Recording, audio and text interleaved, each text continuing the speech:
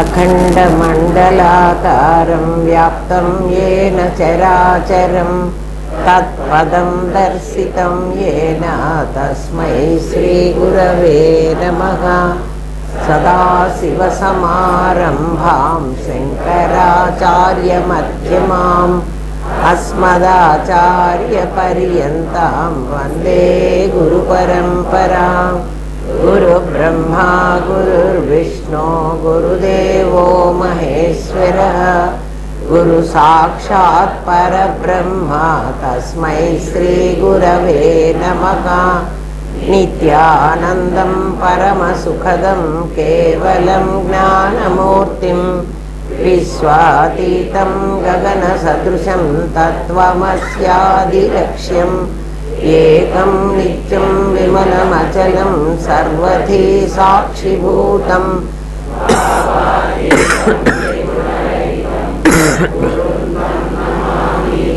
ॐ सहना भवतु सहनौ भुनक्तु सह वीर्यं करवावहै तेजस्विनावधीतमस्तु मा विद्विषावहै। ॐ शान्ति शान्ति शान्तिः। నిన్నటి వరకు శబ్దానికి ఒక అర్థం ఉంటుందని, శబ్దానికి ఒక అర్థం ఉంటుంది. ఏ శబ్దమైనా అక్షర సముదాయం అంతా కలిసి శబ్దం అవుతుంది. ఆ శబ్దానికి ఒక అర్థం ఉంటుంది. ఆ అర్థము నీ మనస్సులో నీకు స్ఫురించాలి. అర్థం బయటికి చెప్పేది కాదు. దీనికి అర్థం ఇది అని చెప్తాను కానీ ఆ అర్థం నీకు స్ఫురించినప్పుడు మాత్రమే దాని అర్థం నీకు అర్థమైనట్లు. అర్థమైందా అర్థమైందా అంటాను. మరి నేను మాట్లాడుతూ ఉంటే ఈ మాటలు ఎందుకు తెలుగే కదా, ఎందుకు అర్థం కాదు? ఏమర్థమైంది అంటే నేను ఎప్పుడైతే పిల్లి అన్నానో, పిల్లి అన్న 2 అక్షరాలలో పిల్లి లేదు. పిల్లి అన్న పదానికి అర్థం ఒక 4 కాళ్ళు కలిగి ఒక ఆకారం కలిగి మేవ్ అనే ఒక జంతువు కదా. ఇది మీకు అర్థమైంది అంతే కదా. నేను పిల్లి అనేటప్పటికి లే కుక్క అన్నాను అనుకో, ఓ కుక్క కనిపించింది. మీకు కనిపించలే, కుక్క అనేది ఇట్లా ఉంటుంది అని అనిపించింది. అది అర్థం అవడం, పిల్లి అర్థం అవడం. ఆ అర్థమైనది ఊరుకోకుండా ఏం చేసిందంటే ఒక దృశ్యాన్ని సృష్టించింది. ఇవి 2 వేరువేరుగా ఉన్నాయి, మీరు గమనించాలి. అందుకని చెప్తున్నాను. పిల్లి అనగానే పిల్లి అనిపించింది, మీకు అనిపించింది, కనిపించలే. నేను పిల్లి అని పలికాను, మీకేమనిపించింది? ఒక పిల్లి రూపం మీ మనస్సులో మీకు అనిపించింది, కనిపించలే. ఇప్పుడు అదే రూపంగా కనిపిస్తుంది. ఆ రూపం ఎలా అంటే నిజంగా ఒక పిల్లి ఆకారము. ఆ పిల్లి మీ వంట ఇల్లు, ఆ వంట ఇంట్లో ఓ గిన్నె, ఆ గిన్నెలో ఒక పాలు, ఆ పాలు తాగబోతున్న పిల్లి. అది కాస్త మనం కొట్టబోతుంటే అది గిన్నె పడేసింది, గిన్నె పాలన్నీ పారబోయింది, కింద పడిపోయినాయి. ఇవన్నీ దృశ్యం. పిల్లి రూపంగా అనిపించడం అర్థం. ఇది అర్థం కాదు, ఇది దృశ్యం. ఇప్పుడు ఈ రెండిటికి మీకు తేడా చెబుతా వినండి. ముందు ఇది ముందు మీ మనసులో స్థిరం కావాలి. పిల్లి అనగానే ఒక పిల్లి అంటే ఇట్లా ఉంటుంది, దానికి 4 కాళ్ళు ఉంటాయి, దానికి ఒక రూపం ఉంటుంది అనే తెలిసింది. పిల్లి అనేది ఒక జంతువు, అది పాలు తాగుతుంది అని మీకు అనిపించింది, అంతే అనిపించింది, దృశ్యం కనిపించలే. ఈ అనిపించడం అర్థం, అది పిల్లి అర్థం. అది పిల్లి అర్థం పాలు, గిన్నె, వంట ఇల్లు దృశ్యం కాదు. దృశ్యం వేరు, పిల్లి అన్న పదానికి అర్థం వేరు. ఇది ఇంకా 2-3 ఉదాహరణలు చెప్తే మీకు క్లారిటీ వస్తుంది. నిన్న పిల్లి చెప్పా కాబట్టి పిల్లే మీకు గట్టిగా దాన్ని నిలబడతారు. ఏమ్మా ఆ పిల్లి దృశ్యం కనిపించింది కదా, అర్థం వేరు దృశ్యం వేరు. అర్థం మీకు మనస్సు అన్నాం మేము, అర్థం మనస్సులోనే కదా తెలియాలి. మనస్సులో మళ్ళీ ఏ పార్ట్కి తెలిసింది అంటే అది మళ్ళీ నిన్న చెప్పాను, మళ్ళీ గుర్తు చేస్తాను.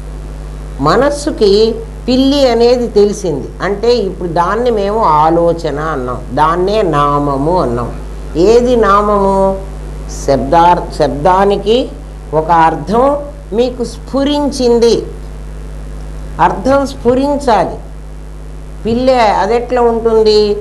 హిప్పోపటానమస్ అన్నాను అనుకో, హిప్పోపటానమస్ని చూడని వాడికి అది అర్థం స్ఫురించదు. అమ్మ ఏం మాట్లాడారబ్బా, ఏం మాటో మాట్లాడారే, ఆ మాటకు అర్థం ఏమిటి? ఇప్పుడు మీకు తెలిసింది ఏమిటంటే అది స్ఫురించలే కదా, అంటే అర్థం మీకు స్ఫురించలే. పిల్లెనంగానే అర్థం స్ఫురించింది. తేడా తెలియటం కోసం చెప్తున్నాను నేను. అర్థం ఎప్పుడైతే స్ఫురించిందో దాన్ని మేము ఆలోచన అన్నాం. మీకు ఆ అర్థం ఎలా స్ఫురించిందంటే నేను చెప్పినటువంటి శబ్దం బట్టి, చాలా డెప్త్లో పాఠం అమ్మ, మీరు చాలా శ్రద్ధగా కాన్సన్ట్రేట్ చేసి వింటేనే అర్థమవుతుంది.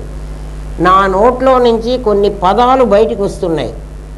ఆ పదాలన్నీ కూడా నా శబ్ద శక్తి, అది శబ్ద శక్తిలో నుంచి, ఆ శక్తి అంటే నాలో ఉన్నటువంటి అమ్మవారే, ఆ శబ్దశక్తి ధ్వని తరంగాలుగా మీ దగ్గరికి వచ్చి మీ లోపల ఒక ఆకారాన్ని స్ఫురించింది. ఎట్లా అంటే నా దగ్గర నుంచి, మా కెమెరా ఉంది కదా, కెమెరా పెట్టి ఫోటోలు తీస్తారు. ఆ కెమెరామెన్ ఏం చేస్తాడు, వాడు అక్కడి నుంచి ఫోకస్ చేస్తాడు. వాడి దగ్గర నుంచి తరంగాలు నా దగ్గర దాకా వస్తాయి.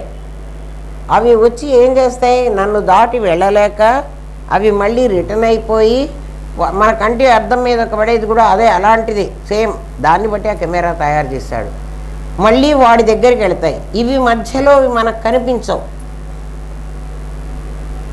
నా దగ్గరికి వచ్చి నా ఆకారంగా ఉన్నటువంటి తరంగాలే వెనక్కి వెళ్తాయి. అంటే వాటికి ఆ తరంగాలకి ఒక ఆకారం వచ్చింది. ఆ ఆకారం వాడి లోపలికి వెళ్ళి ఆ కెమెరాలో ఫిలింగా తయారైంది. అంతేనా? అది అందరికీ ఒప్పుకుంటున్నారు కదా. నేను మాట్లాడిన మాటలు కూడా, నేను మాట్లాడిన మాటలు శబ్ద తరంగాలు.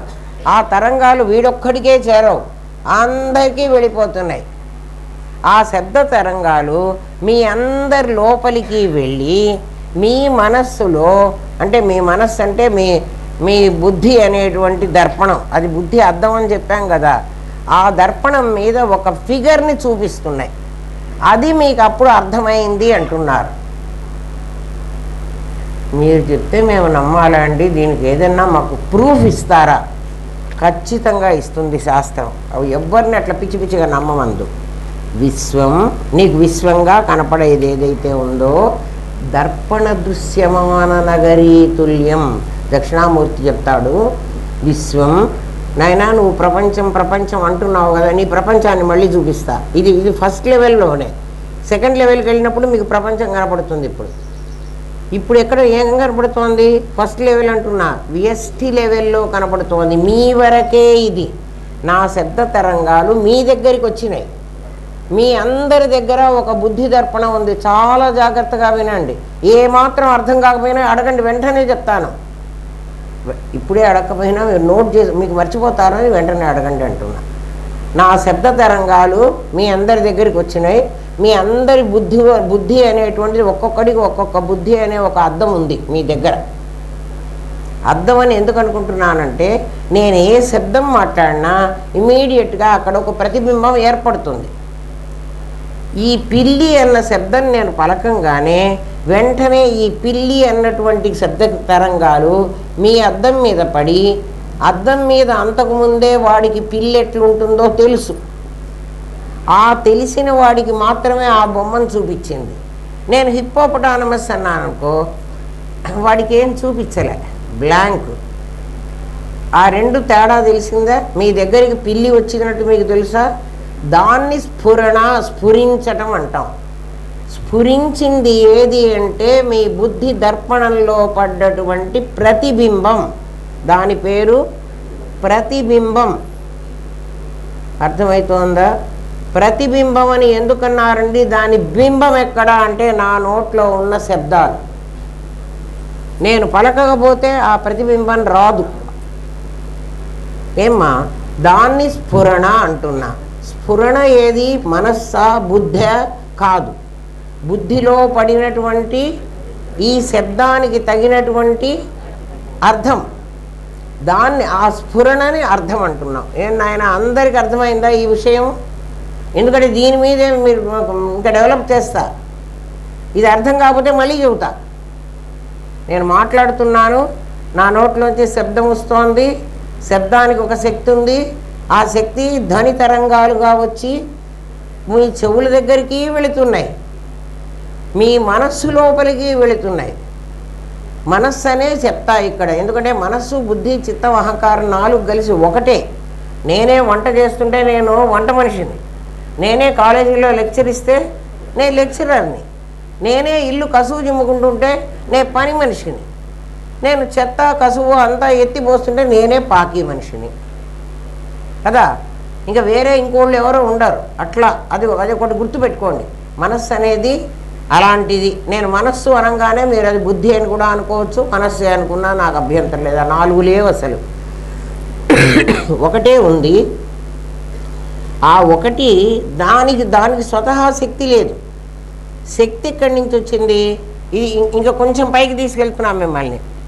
నాకు ఫుల్ ఇదంతా పరమాత్మ, సద్ఘన చిద్ఘన ఆనందఘనమైన పరమాత్మ. ఈ తెల్ల కాగితం కాసేపు గుర్తుపెట్టుకోండి. ఇది సద్ఘన చిద్ఘన ఆనందఘనం. దీంట్లో ఇక్కడ నా మనస్సు అనేది ఒకటి ఏర్పడింది. నిన్న చెప్పానే, ఇది ఆ తెల్ల పేపరు, ఇది నా మనస్సు. ఇది దీని కింద ఉంది కదా, దీని మీద కదా ఇది ఉంది. ఎక్కడెక్కడ ఉంటే అంటే ఇక్కడ ఆదిత్య ఉన్నాడు అనుకో, వాడి మనస్సు ఇక్కడ ఉంది. ఇక్కడ సిద్ధి ఉన్నాడు అనుకో, వాడి మనస్సు ఇక్కడ ఉంది. ఇక్కడ నీరజ్ ఉన్నాడు అనుకో, వాడి మనస్సు ఇక్కడ ఉంది. ఇట్లా ఒక్కొక్కటి మనస్సు ఈ తెల్ల కాగితం నిండా ఉన్నాయి. ఈ తెల్ల కాగితం ఏమిటి? సద్ఘన చిద్ఘన ఆనందఘనం. అంటే కాబట్టి ఈ పేపర్లో ఉన్నటువంటి అయస్కాంత శక్తి ఆదిత్య మనస్సు మీదకి వస్తుంది. సిద్ధు అంటే ఇక్కడి నుంచి ఇక్కడికి వెళ్తల్లా, మీరు గమనించ. అది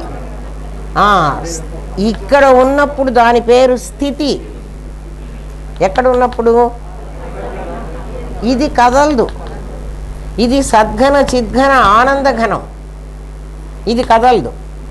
ఇక్కడ సచ్చిత్తులే ఉంటాయి, దానికి రూపం లేదు. ఎవడు చూసేవాళ్ళు లేడు, ఎవడు చెప్పేవాళ్ళు లేడు.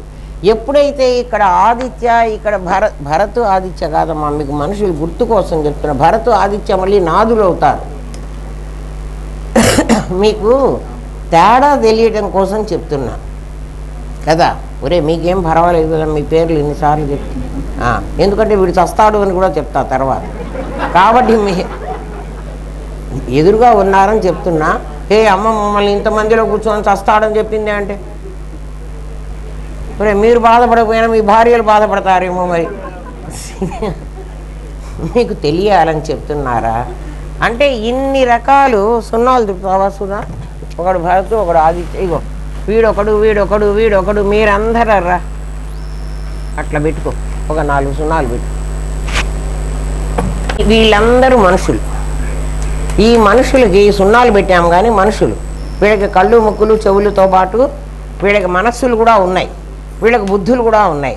నేను ఎప్పుడైతే మాట్లాడానో పిల్లి అని, వీడి మనస్సులో ఒక పిల్లి స్ఫురణ, వీడి మనస్సులో ఒక పిల్లి స్ఫురణ, ఇన్ని పిల్లి స్ఫురణలు వచ్చినాయి. నేను మాట్లాడింది ఏకం, ఇక్కడ అనేకం చాలా వచ్చినాయి. వీడి స్ఫురణకి ఈ కింద ఉన్నటువంటి అయస్కాంత శక్తే పనిచేసింది. వీడి స్ఫురణకి అంటే వీడిది వీడికి అక్కర్లే, వీళ్ళ ఇద్దరికి మధ్యలో కూడా ఉంది అయస్కాంత శక్తి.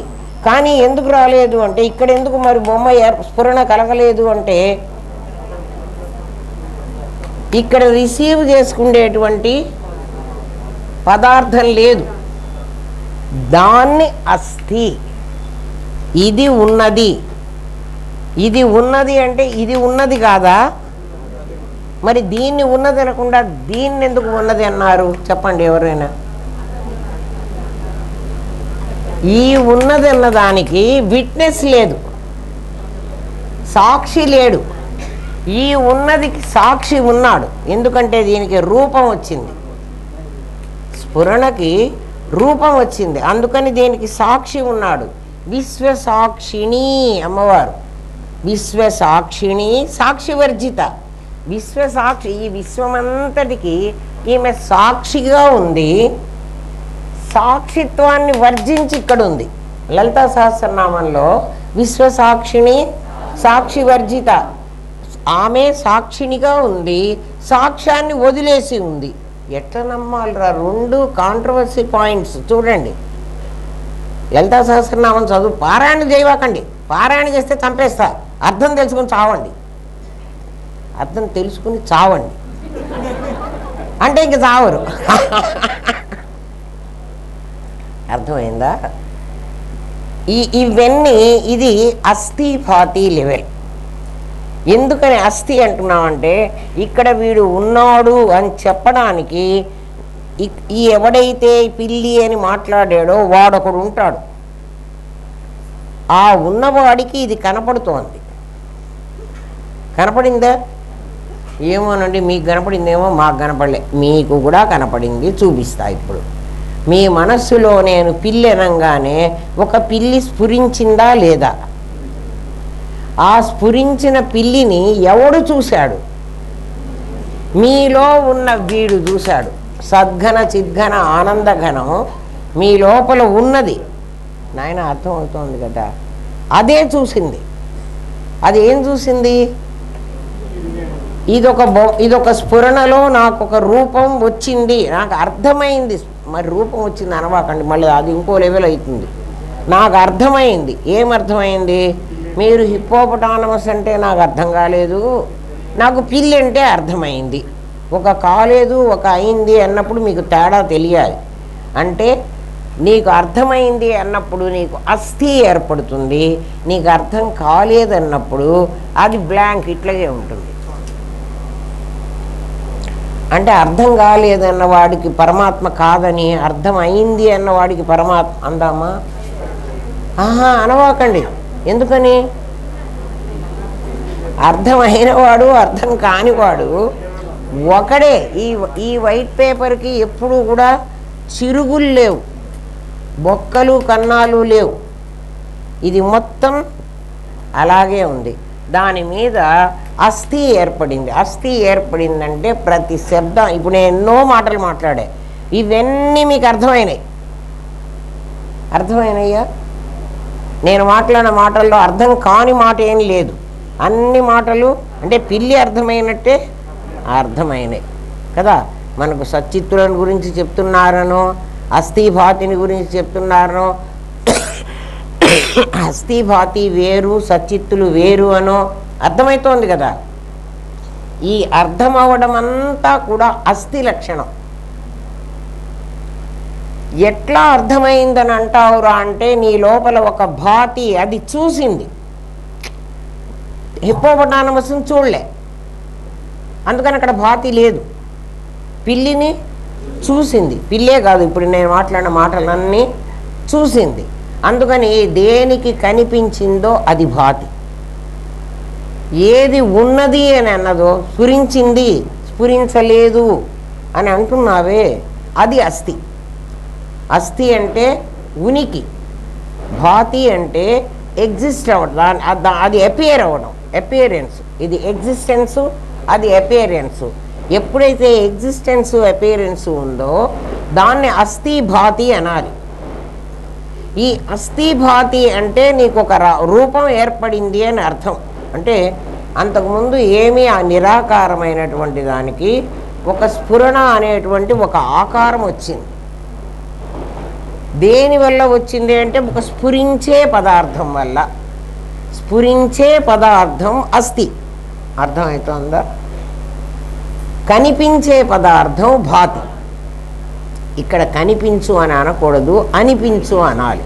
ఎందుకంటే నీకు పిల్లి అర్థమైంది ఎట్లా అంటే నాకు అర్థమైంది అని చెప్తున్నావు, కానీ నాకు కాలేదు అని చెప్పంటే కాలేదు అంటుంటే నువ్వు అక్కడ సచిత్తులుగా ఉన్నావు, అర్థమైంది అన్నప్పుడు అస్థిభాతిగా ఉన్నావు. అంతవరకు అందరికీ తెలిసింది కదా. ఆ తర్వాత అంటే స్ఫురణ వరకు జరిగితే పిల్లి రూపంగానే పిల్లి అనేది నీకు అర్థమైతే వెంటనే దాని పేరు మేము నామము అని పెట్టాం. మా భాషలో, మా భాష అంటే అద్వైత భాషలో దాన్ని నామము అన్నాం. నామము అంటే ఆలోచన. అంతకుముందు నిస్తరంగ మహాసముద్రంలాగా ఉన్న ఈ ఏరియాలో పిల్లి అనే మనస్సు ఉంది కదా, ఇక్కడ పిల్లి అనేటువంటి ఒక ఆకారం స్ఫురించింది. వీడికే స్ఫురించిందా, వీడికి స్ఫురించలేదా? మొత్తం మందికి స్ఫురించింది. ఇప్పుడు ఎన్ని పిల్లులు ఉన్నాయి? ఒకటేనా? అనేకం. అన్నిట్లో ఎన్ని చోట్లు పెడితే అన్ని పిల్లులు వచ్చినాయి. పులైనా పర్వాలేదు, అన్ని పిల్లులు వచ్చినాయి. దాన్ని శాస్త్రం ఏమంటుందంటే ఒక్క సూర్యుడే కుండలన్నీ పెడితే కుండల్లో అన్నిట్లో నీళ్లు పోస్తే, ఇది మళ్ళీ మీకు ఇంతకుముందు చెప్పిన పాఠం, ప్రతి కుండలో నీళ్లలో తాను ఒక్కొక్కడై తోచు ఒక సూర్యుండు సమస్త జీవులకు తాను అంటే ఒక సూర్యుడు, ఆ ఏకం అనేకంగా కనిపిస్తుంది. అర్థమైందా? ఇంతవరకు అర్థమైందా?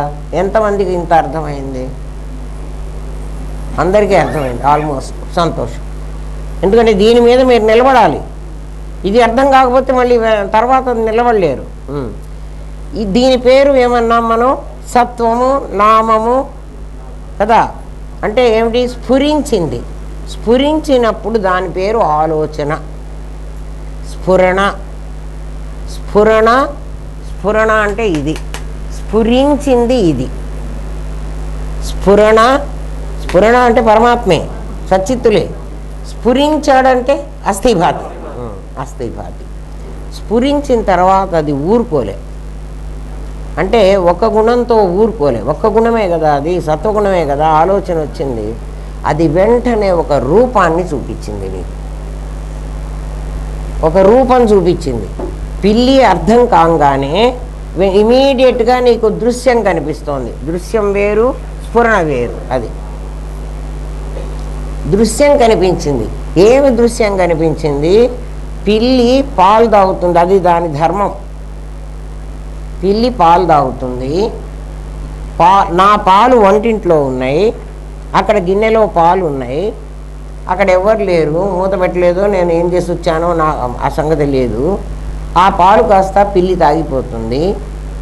ఇది నాకు కనిపించింది. అరే, నేను మూత పెట్టకుండా వచ్చాను, నేను పైకి వెళ్ళి పెట్టేటప్పటికి ఆ పిల్లి పాలు తాగిపోతుందేమో, తాగితే రేపటికి మళ్ళీ మాకు పాలు ఉండవే. ఇవన్నీ దృశ్యం. దేని మీద ఆధారపడి ఈ దృశ్యం అంతా వచ్చింది? స్ఫురణ మీద ఆధారపడి కదా. స్ఫురణ మీద ఆధారపడే కదా వచ్చింది. ముందు నీకు అర్థమైంది కదా. హిప్పోపటామస్ అంటే అర్థం కాలే. అది పిల్లే పాలు తాగుతుందా, అది మాంసం తింటుందా, నన్నే తినేస్తుందా అని నీకు అనిపించలే. ఎందుకంటే నాకు అర్థమే కాలే. ఇది నాకు అర్థమైంది. ఇది ఎప్పుడైతే అర్థమైందో నీకు ఒక స్ఫురణతో ఒక రూపం ఏర్పడింది. ఆ రూపము నీ లోపలే ఉంది. చూడు, పిల్లి అసలు ఇంకా పిల్లి లేదు అక్కడ, కానీ పిల్లి కదిలి నడిచి ఆ పాలు కాస్త తాగి, ఇది దాని ఫంక్షన్, ఇది దాని క్రియ. పిల్లి ఏం చేసింది? రూపం చూపించింది, క్రియ చూపించింది. అది నిజంగా పిల్లే కాదు. ఆ పిల్లి కాని పిల్లి, నాకు కనిపించిన పిల్లి, నా అద్దంలో పడ్డ పిల్లి ఎట్లా నడిచొచ్చింది, ఎట్లా పాలు తాగింది, అవన్నీ క్రియలే కదా. ఎట్లా తాగింది, దానికి ఆ శక్తి ఎక్కడి నుంచి వచ్చింది? అది నిజంగా పిల్లి కాదు కదా, అది దీని నుంచి వచ్చింది. అర్థమైందా? దేని నుంచి వచ్చింది? ఇది ఎక్కడుంది? నీ లోపల ఉంది. అంతటా ఉన్నది మనకే తెలుసు. ఇప్పుడు నీ లోపల పిల్లి పాలు తాగడానికి ఎవరి శక్తి కారణమైంది? అది ఎవడైనా దేవుడు లేడు అంటే ఇవన్నీ జరగటం లేదు అంటే ఒక శవానికే జరగవు. శవమైతే వాడికి స్ఫురణ లేదు. అయితే ఆ శవం దగ్గర ఈ తెల్ల కాగితం లేదా? ఉంది. మరి ఎందుకు శవంకి ఎందుకు అర్థం కావట్లేదు? ఇది రిసీవ్ చేసుకునేటువంటి శక్తి ఇది కోల్పోయింది. కరెంట్ ఆ హోల్డర్లో ఉంది, తీసుకుని తిరిగేటువంటి శక్తి ఫ్యాన్ పోగొట్టుకుంది, వెలిగే శక్తి లైట్ పోగొట్టుకుంది కదా. ఇంకో లైట్ అక్కడ పెడితే వెలుగుతుంది. కాబట్టి ఈ పిల్లికి పాలు తాగేటువంటి శక్తి ఎక్కడి నుంచి వచ్చిందంటే ఈ దృశ్యమంతా తయారు చేసే శక్తి ఈ రూపం కనిపించేది, ఆ రూపం క్రియ చేసేది, దాన్ని నామ రూప క్రియ అంటారు. ఈ మూడు కూడా నీ చేతన శక్తి వల్ల కదలికలు వస్తున్నాయి, నీకు కనపడుతున్నాయి. యథార్థంగా వాటికి సొంత కదిలే శక్తి లేదు. ఇంతవరకు అర్థమైందా? స్ఫురణ వల్ల రూపం, రూపం వల్ల కదలిక, ఫారం ఫంక్షన్ రెండు వచ్చినాయి. ఇవన్నీ కదులుతున్నాయి. ఇది నిజం కాదని మీకు తెలుసు. నిజం కాంది కదలకూడదు. కదిలింది కదా. ఏ శక్తితో కదిలింది? నీ శక్తి కాదది. నీవు ఇది కదురా, నువ్వు అస్థిభాతి అయిపోయినావు. నువ్వు శరీరం ఇది కదా నేను అంటున్నావు. నువ్వు అది నేను అంటలేదు కదా. అది ఉందని నేను చెప్తున్నా. ఆ శక్తిలోనే కదులుతోందిరా అని కూడా నేనే చెప్తున్నా. ఇంతవరకు మీకు అర్థమైతే ఇంకొక ఉదాహరణ చెప్పి మీకు అర్థం చేయిస్తా. ఎట్లా చేయిస్తానో చూడండి. నా దగ్గర బంగారం ఉంది. నేను కంసలి దగ్గరికి వెళ్ళాను. నేను గొలుసో నెక్లెసో ఇప్పటి కాలంలో ఏవో ఫ్యాషన్లు ఏవో చేయించుకోవాలి అనుకున్నది నా మనస్సులో ఒక ఫిగర్ పెట్టుకున్నా. అంటే ఇట్లాడిదే చేయించుకోవాలి కదా. అంటే నా మనస్సులో ఒక బొమ్మని తయారు చేసుకున్నాను నేను. అది నా స్ఫురణ. దేనివల్ల నాకు ఆ స్ఫురణ వచ్చింది? నా ఆలోచన. నాకు ఆలోచన లేకపోతే రాదు కదా. నా ఆలోచనలో నేను ఒక నగ చేయించుకోవాలి అని అనుకున్నా. ఎట్లాంటి నగ చేయించుకోవాలో కూడా నా ఆలోచనలో ఉంది. దాన్ని నేను కంసలి దగ్గరికి వెళ్ళి ఎక్స్ప్లెయిన్ చేశాను. నాకు ఇట్లా రాళ్ళు ఉండాలి, ఇట్లా కింద డ్రాప్స్ ఉండాలి, ఏవో మీ ఇష్టం రా, అవన్నీ నాకు తెలీదు. ఏదో ఒకటి దాన్ని డిస్క్రైబ్ చేశా. ఎవరి దగ్గర? నేను చెప్పే మాటల వల్ల ఆ కంసలి వాడి మనస్సులో, వాడి అస్థిలో ఒక స్ఫురణ వచ్చింది. అమ్మ మీరేం చెప్తున్నారో నాకు అర్థమైందంటాడు. వాడు అర్థమైందంటాడు. చూడండి, నాకు శబ్దమైంది అండు. అసలు భాష నుంచి అద్వైతం నేర్చుకోవచ్చారా మీరు? మామూలు మాట్లాడే మాటల నుంచి అయితే అద్వైతం తెలిస్తేనే మీకు ఈ మాటల్లో అద్వైతం అర్థమవుతుంది. వాడు ఏమంటాడు? అమ్మా నువ్వేం చెప్తున్నావో నాకు అర్థమైందమ్మా అంటాడు. నేను మళ్ళీ చెప్తాను. ఎందుకంటే వాడికి సరిగ్గా అర్థమైందో కాలేదో, వాడది అర్థం కాకుండా ఏదో పిచ్చిది చేస్తే నేను అనుకున్నది కాదు, నేను తీసుకోను. అందుకని నేనేం చేస్తాను, వాడికి ఇంకా శబ్దం ద్వారా ఇంకా చెప్పాలని ప్రయత్నం చేస్తా. పిల్లి అనగానే మీకు వెంటనే అర్థమైంది కాబట్టి పిల్లి పాలు తాగడం ఇంకా నేను మళ్ళీ చెప్పక్కర్లే. కానీ నగ చేయించుకోవాలన్నప్పుడు నేనేదనుకుంటున్నానో అది నాకు కావాలి. దానికోసమని వాడికి నేను పదే చెప్తే వాడు నాకు అర్థమైంది అంటాడు. ఇంకా చెప్పనివ్వడు. ఎందుకంటే ఆల్రెడీ వాడి లోపల ఒక స్ఫురణ కలిగింది. వాడు ఆ స్ఫురణే కలిగింది. నేను గాజులు చేయమన్నానో గొలుసు చేయమన్నానో వాడికి ఒక స్ఫురణ కలిగింది. ఆ స్ఫురణని వాడు ఒక దృశ్యంగా పెట్టుకుంటాడు. పిల్లి పాలు తాగటం లాంటిది. దానికి ఇట్లా బాక్సులు వేసుకోవాలి, దాని లోపల రాయి బిగించాలి, దాని కింద డ్రాప్స్ వేయాలి. ఇదంతా దాని రూపం. ఇది ఎక్కడ తయారవుతోంది? కంసలివాడి లోపల తయారవుతోంది దృశ్యం. ఏ శక్తితో తయారవుతుంది? అక్కడ బంగారం దానికై అది ఈ రూపాలు ధరించలే కదా. బంగారము లేదు, ఈ రూపము లేదు. ఒక నెక్లెస్ ఒక నగో, అంటే నెక్లెస్ అని ఎందుకన్నా అంటే ఒక ఫ్యాషనబుల్గా ఒకటి గొలుసు అయితే ఏదో ఒకటి చేసి ఇక్కడ పారేస్తాడు, అది కాదు కదా. అది కూడా ఏమన్నా ఏమో నాకు తెలీదు. సరే ఏదో మొత్తానికి ఆ కంసలి వాడి మనస్సులో ఒక రూపం ఏర్పడింది కదా. ఆ రూపం ఏర్పడాలంటే బంగారం కరగబెట్టాలి, అది తీగగా మారాలి, అది అది అది ఏదో మోల్డ్ చేసుకోవాలి, దాంట్లో స్టోన్ పెట్టాలి. ఇప్పుడు అక్కడ మనిషే లేడు, తయారైపోయింది. వాడి మనస్సులో ఆ దృశ్యం తయారైన తర్వాత అది క్రియ, అది రూపం. నామం నేను చెప్తున్నప్పుడు వాడికి వచ్చిన స్ఫురణ, నామరూప క్రియ వచ్చేసింది. ఈ మూడు రాగానే ఆ కంసలి వాడు ఏం చేస్తాడంటే, అమ్మ నాకు అర్థమైంది, ఇదిగో మీకు ఇట్లాంటి నగ కావాలి. ఇమీడియట్గా ఒక పేపర్ మీద వేస్తున్నాడు. పేపర్ మీద ఏం వేస్తున్నాడు? వాడి లోపల ఏది తయారైందో ఆ బొమ్మని నాకు పేపర్ మీద వేశాడు. ఎందుకు పేపర్ మీద వేశాడు? కన్ఫర్మ్ చేసుకోవడానికి. నువ్వు అనుకుంటున్నది ఇదేనా? ఇప్పుడు నేను ఈ బొమ్మను నేను అనుకున్న దాంతో వాడు అనుకున్న దాంతో సమానంగా ఎస్ ఇదే నేను అనుకున్నది అంటాను. లేకపోతే ఇది కాదు ఇదిగో ఇక్కడ ఇంకా తోకలు పెట్టు, ఇక్కడ పీకలు పెట్టు, ఏదో చెప్తాను కదా. వాడు కన్ఫర్మ్ చేసేసుకొని ఇప్పుడు నగ నా మనస్సులో ముందు తయారైంది, దాని ప్రతిబింబం బాడీలో తయారైంది. మనకు ఒక ద్వారకా వెళ్ళినప్పుడు ఒక బావిలో అటువంటి ఫిగర్ చూపించాను, 100 రూపాయల నోటు మీద ఉంటుంది. ఇది దాని మీద, అది దీని మీద, ఇది 2 అద్దాలు పెడితే దీని బొమ్మ దీంట్లో పడి, దీని బొమ్మ మళ్ళీ దీంట్లో పడి ఇన్ఫినిటీ నంబర్లు వస్తాయి కదా. అట్లా నేను అనుకున్నది కంసలి వాడి మనస్సులో తయారైంది, పేపర్ మీదకి వచ్చింది ఒకటి. కానీ వేరే వేరే స్పాట్లలో వేరే వేరే రూపాలుగా చాలా అనేకమైంది. అసలు ఇంకా తయారు కాలే.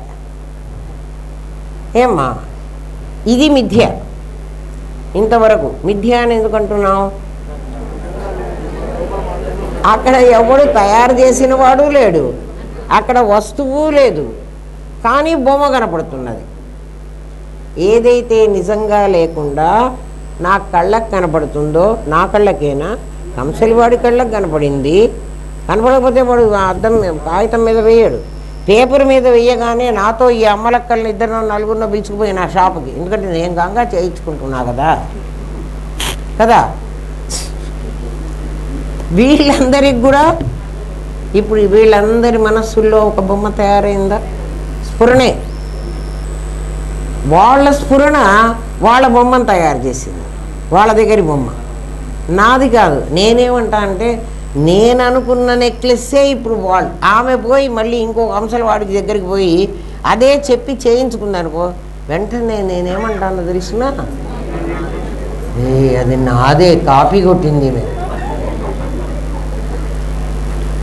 నీదే ఆమె కాపీ కొట్టలే. అది చూస్తే ఆమె దగ్గర కూడా సచిత్తులు ఉన్నాయి. ఆమె స్ఫురణ ఆమెకి బొమ్మను తయారు చేయగలదు. ఆమె చేసే బొమ్మని ఇంకా కొంచెం మాడిఫై చేసుకుని ఇంకా కొంచెం వేరే వేరే తయారు చేసుకుందేమో, ఆమె ఇష్టం. అంతవరకు అర్థమైంది. అది సెకండ్ లెవెల్ అంటే ఏంటి? సచ్చిదానందమైన పరమాత్మ ఏకమే, అనేకంగా అస్థిభాతి అయినాడు. అందులో అనేక స్ఫురణలు వచ్చి అవి కూడా అనేకమైనవి. అవి ఎలాగైనాయి అంటే ఒకదాని నుంచి ఒకదానికి. మన వాసనలన్నీ ఇవే.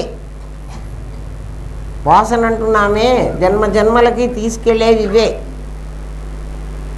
జన్మలకి ఎందుకు తీసుకెళ్తాయి అంటే, ఒకటి ఇల్లు చూసి అట్లాంటి ఇల్లు నాకు కావాలి, ఒకడు అందమైన వాడిని చూస్తే అట్లాంటి అందమైన భార్య నాకు కావాలి కదా. ఒక ధనవంతుడిని చూస్తే అబ్బా అంత ధనం నాకు కూడా కావాలి, నేను కూడా ప్రైమ్ మినిస్టర్ అయిపోవాలి, నేను కూడా ప్రెసిడెంట్ ఆఫ్ ఇండియా అయిపోవాలి. వాడిని చూసి కదా. ప్రెసిడెంట్ ఆఫ్ ఇండియాని చూశాను, వాడికి చాలా ఫెసిలిటీస్ ఉన్నాయి, నాకేం లేవు. అది చూసినప్పుడు నాకేమనిపించింది, నేను కూడా అట్లా కావాలి. అట్లా కావాలంటే దానికి కావలసిన సంస్కారం అంతా నేను పోగు చేసుకుంటే ఏ జన్మకో ఒక జన్మకి అవుతా. నేను మళ్ళీ జన్మక్కర్లేదో జన్మలు ఎత్తక్కర్లేదో అంటాను, మళ్ళీ జన్మలు ఎత్తడానికి కావలసిన పనే చేస్తాను. అవి వాసనలు. వాసన అంటే అది నిజంగా లేదు, కనిపిస్తుంది. కనిపిస్తే లేదని అంటారు ఏంటండి అంటే ఆలోచించండి. ఆ కనిపించిన బొమ్మ ఇంత అర్థమైంది. పిల్లి కంటే ఇంకా కొంచెం అర్థమైంది కదా. సరే, ఒక సినిమా డైరెక్టర్ ఉన్నాడు. ఆ సినిమా డైరెక్టర్ ఏం చేశాడంటే వాడి మనస్సులో ఇప్పుడు వీడు కంసలి వాడు నెక్లెస్ వేసుకున్నట్టు ఆ స్టోరీ రైటర్ ఒక కథ చెప్పాడు నాకు. కథ చెప్పగానే ఆ కథకు స్ఫురించింది నాకు. కథ నాకు అర్థమైంది. నాకు అర్థం కాకపోతే నేను సినిమా తీయను. నాకు అర్థమైంది. నాకు అర్థమైన తర్వాత నాకు ఈ దృశ్యం కనిపించినప్పుడు ఈ క్యారెక్టర్స్ ఎవరెవరు ఈ వేషాలు వేస్తే బాగుంటుంది అని నేను ఈ వీళ్ళందరిలో వెతుక్కున్నా. ఏం సౌండ్ రావట్లేదా? ఏం నాన్న వస్తూ ఉందా? ఆ డైరెక్టర్ ఏం చేస్తాడంటే స్ఫురణ అయిపోయింది, కథ అర్థం అవడం నాకు అర్థమైంది కథ. నేను డైరెక్టర్ని. నేను వెంటనే అందులో ఉన్న క్యారెక్టర్లన్నీ నాకు తెలుసు పిల్లిలాగా. నేను అవన్నీ ఈ సినిమాలు ఇంతకుముందు తీసిన హీరోలు హీరోయిన్లు ఎవరో ఉంటారు కదా, వాళ్ళల్లో ఎవరు ఈ క్యారెక్టర్కి సరిపోతారో నేను ఆలోచించుకున్నా కదా. నేను ఆలోచించుకుని వాళ్ళందరినీ ఎవరెవరు ఆ క్యారెక్టర్కి సరిపోతారో ఆ సినిమాలో వేయవలసిన మనుషుల్ని నేను అందరినీ పిలిచి వాళ్ళకి కథ చెప్పి వాళ్ళు వేయవలసిన నాటకాన్ని నేను మాట్లాడించుకున్నా. వాళ్ళందరూ చైతన్యం ఉన్న మనుషులే. శవాలతో నేను సినిమా తీయలేను, మనుషులతోనే తీస్తా. ఆ మనుషులందరికీ నేను ఈ కథ చెప్పా. ఈ కథ చెప్పి నేను ఏం చేశానంటే నా మనస్సులో తయారైనటువంటి నెక్లెస్ బొమ్మ ఎట్లా తయారు చేసుకున్నానో ఈ కథలో చెప్పిన క్యారెక్టర్ని వాడి మనస్సులో వాడు అది అయ్యేటట్టుగా నేను వాడికి బోధ చేశాను. చెయ్యకపోతే వాడు అరుణ్ గోవిల్ అన్నవాడు రాముడుగా నువ్వు నా రామాయణం నేను తీస్తున్నారా, నువ్వు రాముడు అయిపో అంటే నేనెట్లా రాముడు అవుతాను అని అనడు. రాముడి క్వాలిటీస్ నా దగ్గర లేవు, నేను ఎట్లా రాముడు అవుతాను, నేను అట్లా చెయ్యలేను అని అనడు. నేను రాముడుగా ఉంటాను అంటాడు. వాడు సెట్ మీదకి వెళ్ళినప్పటి నుంచి వాడు రాముడు కదా. సెట్ మీదకి వచ్చినప్పటి నుంచే ఆమె సీతారాముడైతే మీకు అర్థమవుతాడని ఈజీగా చెప్తున్నా. అంటే సీతారాముడు నిజంగా సీతారాముడు కాదు. వాళ్ళెవరు? నా మనస్సులో మిథ్యారూపంగా ఉన్న సీతారాముడే. మీరు ఇక్కడ బాగా అర్థం చేసుకోవాలి. ఇది ఎందుకు చెప్తున్నానో చాలా కష్టం ఇది అర్థం కావడం. నేను ఇంకా చెప్తాను, మీకు అర్థం చేసుకోండి. నా మనస్సులో రామాయణంలో రాముడు కాదు, రామాయణంలో నిజంగా రాముడు లేడు. అంటే ఆ రాముడు కాదు నేను ఇప్పుడు చెప్తున్నా. నేను డైరెక్టర్ని. కథలో ఒక రాముడిని నేను సృష్టించుకున్నా కదా. ఆ రాముడు ఎటువంటి వాడు అంటే నా కథలో రాముడు నిజం రాముడు కాదు. వీడికి నేను చెప్పి ఈ అరుణ్ గోవిల్ని పిలిచి నా మనస్సులో నేను తయారు చేసుకున్న రాముడికి నువ్వు కావాలి, ఈ రాముడి క్వాలిటీసే నీ దగ్గర ఉండాలి. ఆ రాముడు నాకు తెలియదు, వాడికి తెలియదు. ఆ రాముడివే కదండి మనం చేస్తున్నది. డైరెక్టర్ కూడా ఆ రాముడిదే చెప్తున్నాడు. ఆ రాముడు చెప్పలే, ఆ రాముడిని మనం చూడను కూడా లే. మనం చూసామా? రామాయణ కాలంలో మనం ఉన్నామా? మరి ఎట్లా తెలుసుకున్నాము? ఆ వాల్మీకి రాసినది మళ్ళీ శబ్దం. ఆ శబ్దాన్ని చదువుకున్నప్పుడు నా మనస్సులో చదువుకున్నప్పుడు నేను మాట్లాడుతున్నప్పుడు నా మనస్సులో ఒక రాముడిని సృష్టించుకున్నా, పిల్లిని సృష్టించుకున్నట్టు. ఆ రాముడినే ఈ అరుణ్ గోవిల్కి చెప్తున్నా, వీడి మీద వాణ్ణే వేశా. నేను సృష్టించుకుంది మిథ్య కదా. నేను వాడి మీద వేసి ఒరే అది ఆరోపితం. ఏది ఆరోపితం? అక్కడ ఉన్నది అధిష్టానం ఎవరున్నారు? అరుణ్ గోవిల్ ఉన్నాడు. నేను ఆరోపితం ఏమేశాను, నేను సృష్టించుకున్న రాముణ్ణి వాడి మీద వేశాను. ఈ రాముడు ఆరోపితం. నేను సృష్టించుకున్న రాముడికి అధిష్టానం ఎవరు? నా సచ్చిత్తులు. అమ్మ వెనక్కి వెళితే అర్థమవుతోంది కదా, వెనక ముందు లాక్కొస్తున్నా. నేను సృష్టించానే రాముణ్ణి ఒకడిని. అంటే డైరెక్టర్ వాడు స్టోరీ రైటర్ కథ చెప్పంగానే నేను అనుకున్నాను కదా, ఆ అనుకున్నవాడు నా సచ్చిత్తుల నుంచి తయారైనవాడు. వాడికి అధిష్టానం నా సచ్చిత్తులు, వాడు ఆరోపితం. తెలిసిందా? ఈ ఆరోపితంగాన్ని వాడి మీద వేశాను నేను కదా. వాడి మీద ఎప్పుడైతే వేశానో వాడు ఈ సెట్టు మీద ఉన్నంతసేపు వాడు రాముడు అయిపోవాలి. వాడు ఏమాత్రం కాకపోయినా నేను వాడిని ఏంట్రా ఇట్లా చేసావు అని కోపడతాను.